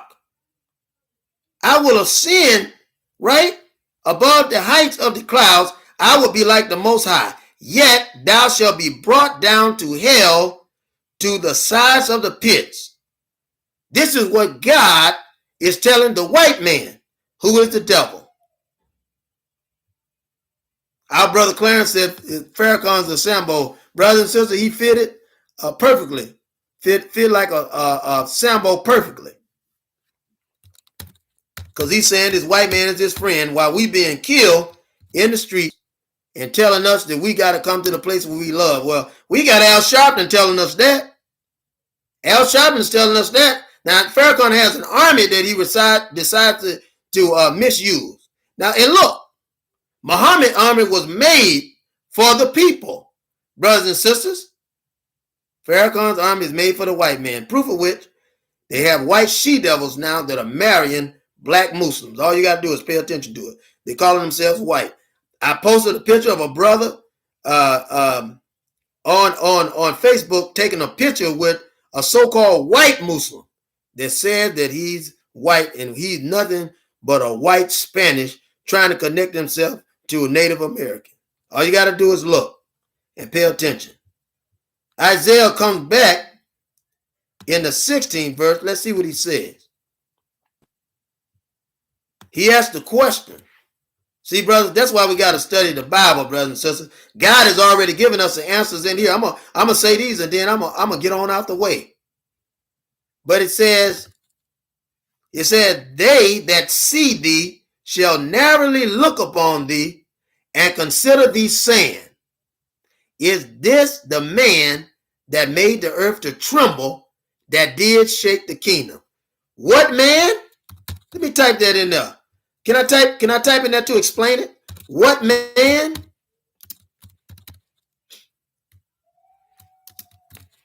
is it talking about, right?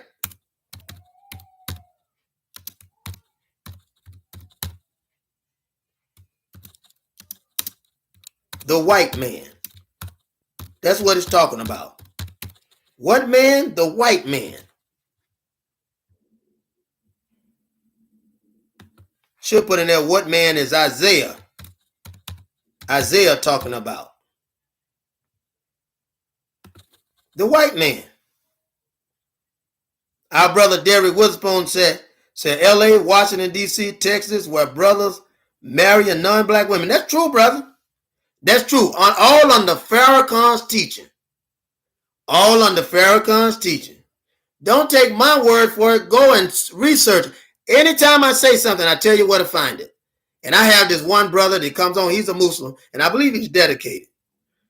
He may have a white wife because he defends Farrakhan to the T. And I know he's not just defending him because I'm talking about him, because he got Muslims in his own camp that talk about how hypocritical he is. Yeah, he got Muslims in his own camp talk about how hypocritical he is behind the scenes. And many of them have talked to me. See, I used to be one of the zombies till he did that to Dr. Khalid Muhammad in 1993. Then my eyes came open. When you start talking about this white man as your friend, and you won't even atone or make peace with Dr. Khalid, you can't pull that old pimp stuff on me. You can't do that. You can't pimp truth. Now you can speak truth to me, but you won't pimp it. And I began to see, and a lot of black Muslim eyes became open. I used to be used. I used to be a zombie. Yes, minister. Yes, minister. No, minister. Yes, minister. That's all I said. Brother said he left in 95. Yeah, I used to be doomed and duped. And Dr. Khalid told me, brother, he said, listen, if you leave, I want you to leave with a clear head. But don't leave because of me, because we need somebody in there that can still tell me what's going on and the evolutions are being made. Dr. Khalid was a true warrior. He said, your time will come. Brother, he predicted that. The time will come when we will put out the truth. And they can't even deny it. T said, same here. Left my third year of college, which was in 98. Oh, we got a real coon and agent in Farrakhan. You got a real coon and agent in Farrakhan. It's sad to say. See, and the story has already been told, brothers and sisters. The story has already been told. You know, the devil has been punished and judged by God. The devil has been punished and he has been judged by God to lose. He has literally been punished and judged by God. But we have to stay faithful. We have to stay faithful, brothers and sisters. Because we don't stay faithful, right? It said the just shall live by faith. If we don't stay faithful, we'll miss it. We'll miss it if we don't stay faithful. And see, here it is. God don't work in crowds. God's not like the white man. He's not like the white man. He's not going to work in a crowd. God always work in a remnant. If you look, there was only 12 disciples, but God used those disciples. Isn't that right, brothers and sisters? Then God used those disciples to carry out his truth. That's what God does. That's what he does. He used those disciples to tell the truth. I'm going to paste these other things in here, and hopefully you'll go and study it so you'll be able to see the truth of what God is actually doing, and that our God has already given us the victory. And why we must fight. We don't have a choice but to fight because God has given us that victory.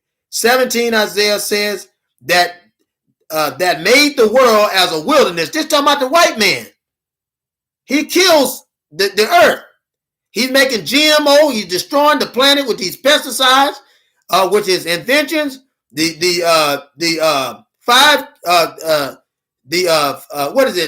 radiation for the cell phone, the radiation towers. Everything he's doing, he's destroying the world, right? And destroyed the cities thereof that open not the house of his prisoners. Who is the white man prisoners? You and I. We're the white man prisoners right now. And God has given us the victory. Yeah, this is important, brothers and sisters. This is a learning day here. I'm pumped and thankful that God has opened this day for you and I. What do you say in the 18th verse of Isaiah? He says in 18th verse, all the kings of the nation, even all of them, lie in glory, every one in his own house. That tells you our deliverance is nigh. The white man can't deny that. That's why he tried to give you a different God. When you came from Africa, you're not Christian. You're not Christian. He'll make you think that you're Christian if you listen to him. But when anybody with any sense know that you're not Christian. Isn't that right? But he'll have you feeling like you Christian. Yeah, I don't argue with the Christian because I know that if they're truly walking to follow God, that their eyes are going to come open. What did he say in Isaiah the 19th? We almost done with this, brothers and sisters. I'm so full today. I'm so thankful.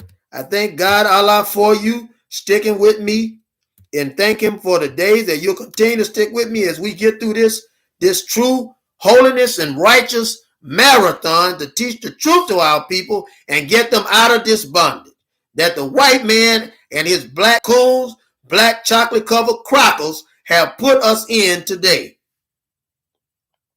The 19th said, but thou art cast out of the grave like an abominable branch, and as the raiment of those that are slain, thrust through with the sword and go down to the stones of the pit.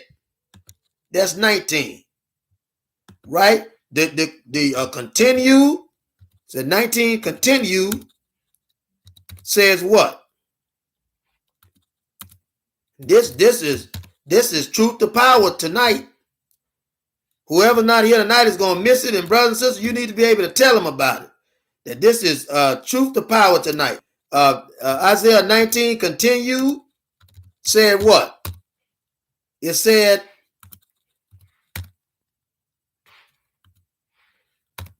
what does it say?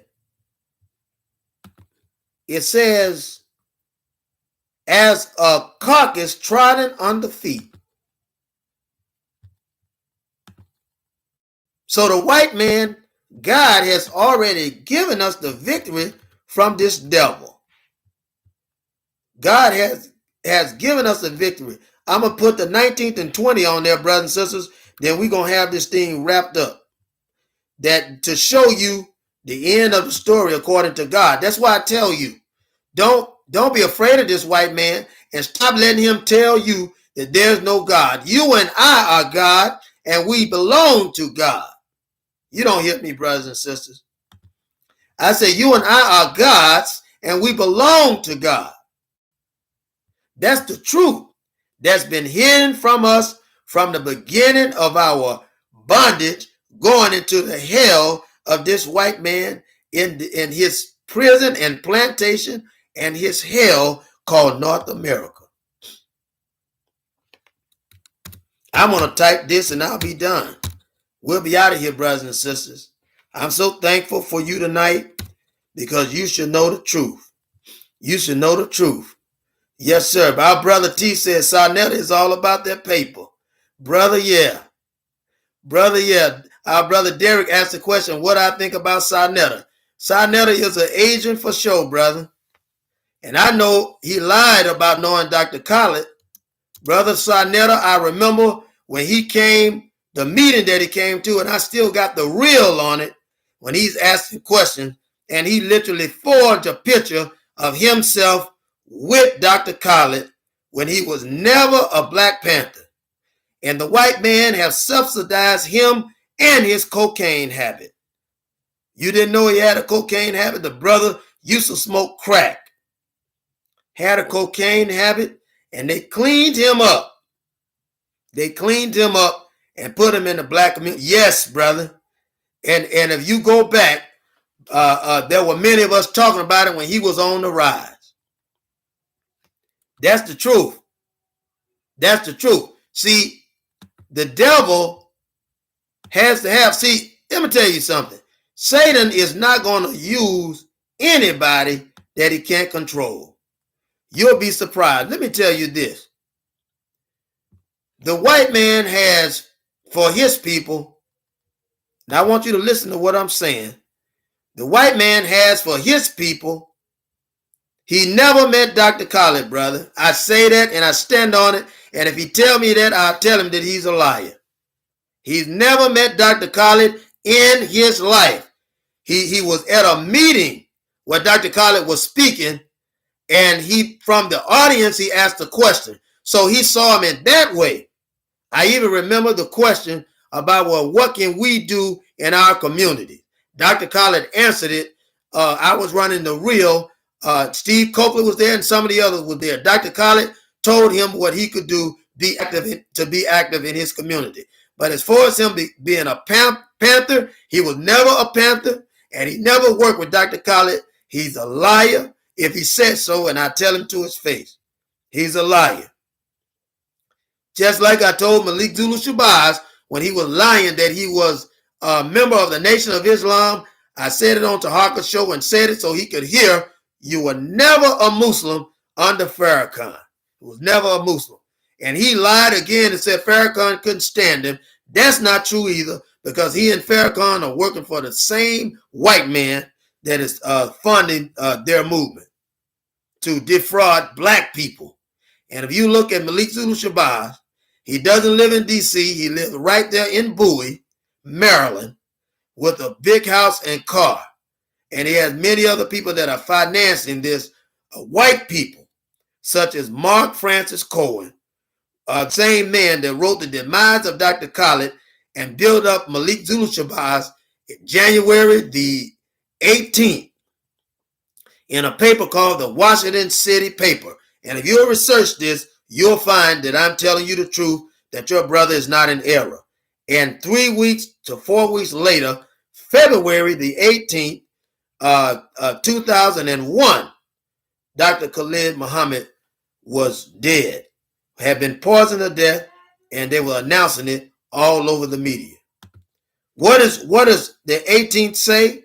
It says Isaiah 20. What did it say? That thou shalt not be joined with them in burial, because thou hast destroyed thy land and slain thy people. The seed of the evildoer shall never be renowned. This is talking about that white man. Who is the evildoer? I'm going to put that in there. Who is the evildoer?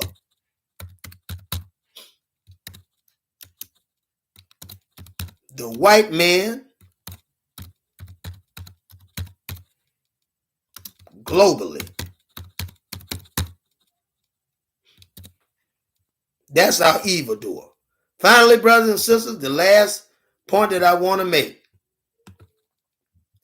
In 21, Isaiah 21, I'm going to say this, and I appreciate you, and I'm going to let you go, and I'll see you tomorrow. But I love you so much, brothers and sisters. It says in Isaiah 21, prepare the slaughter for his children, for the iniquity of their father, that they do not rise. Listen to this, brothers and sisters. And this is what the Most Honorable Elijah Muhammad used to quote. And this is why he said that no white man can be saved in the supreme book of wisdom and the supreme teaching. He says that they do not rise, nor possess the land, nor fill the face of the world with cities. That's the end of the story. I believe Muhammad, brothers and sisters. And I thank you for coming. Thank you so much, brothers and sisters, for coming and sharing this word with us. Because we need the truth. We need God today. We need God. We need the truth today. And God has given us the truth. I say unto you, peace be unto you, brothers and sisters. And I love you so much, more than you know. So much more than you know. You know I got to let that Thieves song play out, because someday we're going to all be free. I just love hearing it, brothers and sisters. And I believe it with all my heart, that someday we're going to be free. That we'll be able to walk beside each other and see each other. My God. Oh, I can see it, brothers and sisters. Where we will be at rest on this land, living alive, where we will have overcome the white man with the power of God, where we will have defend our keep, protect our children, and got rid of this devil from this planet. It's going to happen because God say it's going to happen. And I don't know about you, but I'm so happy that these days are coming for us, and God has set our deliverance. Brothers and sisters, don't forget to like, subscribe, thumbs up, to hit the notification bell. Don't forget that we have our books, and we still got, I think it's 4 books to sell. 4 books to sell. It's on the link that I put there, the support link. And you can find that information on how to give it. It's also in the link. When you go on that link, you also see the Cash App there. And I thank you for showing up. More than anything, I thank you for showing up. I thank you for showing up, because this is what will make us successful. And it's because of you that we're becoming successful. We can't do it without you. Make sure that that brother, that sister that you're beside, that you've been fussing with, you may not be on good terms tonight, but just hug them and love them and let them know that you love them. You might not have strength to hug tonight, but look in their face and let them know you love them. Rub their back, touch their face, and let them know that you love them. It's going to take all of us together. And by love, all men shall know that we are the disciples of God, that we will love one another. That's what Jesus said. He was talking about black people loving one another, not the white man. Only a fool will love the devil. Only a fool will love the devil. But God wants us to love one another. God wants us to be in tune with one another. God wants us to be at peace with one another and to reconcile with one another, brother and sister. That's the kind of God that you and I are serving. A mighty God. You wonder who God is, and you look in the mirror, you're seeing God every day. Because it said we were made in God's image, made in his likeness. My God. And how can you say you love God whom you haven't seen? In other words, you don't even know that you're God. You don't even love yourself. And then you say you hate your brother whom you see daily. My Lord. Brothers and sisters, God has already manifested himself, but you can't see him because your eyes has been darkened by this devil and his demon that continue to misguide and mislead our people every day.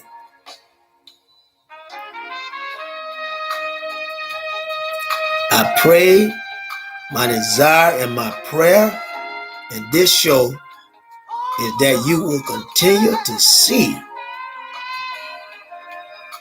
God in his manifestation. And he's answering our cry, brothers and sisters, because when we're without, it's God that will bring that can of food or bring those clothing or give us that gas money, or we find that he's always making a way. Somebody asked the question, they said, does God have any eyes? Does God have any hands? Does he have a face? Does he have a mouth? Does he have a nose? Does he have ears? The wise man said, as long as his people have these instruments, then God have them too. So God has sent us out to do his will. He has sent you and I out to live perfect righteousness so that the other brothers and sisters can see God and rise up from a dead level to a live one. God has called you and I to live the life of righteousness so that the brothers and sisters will see the light of God in our lives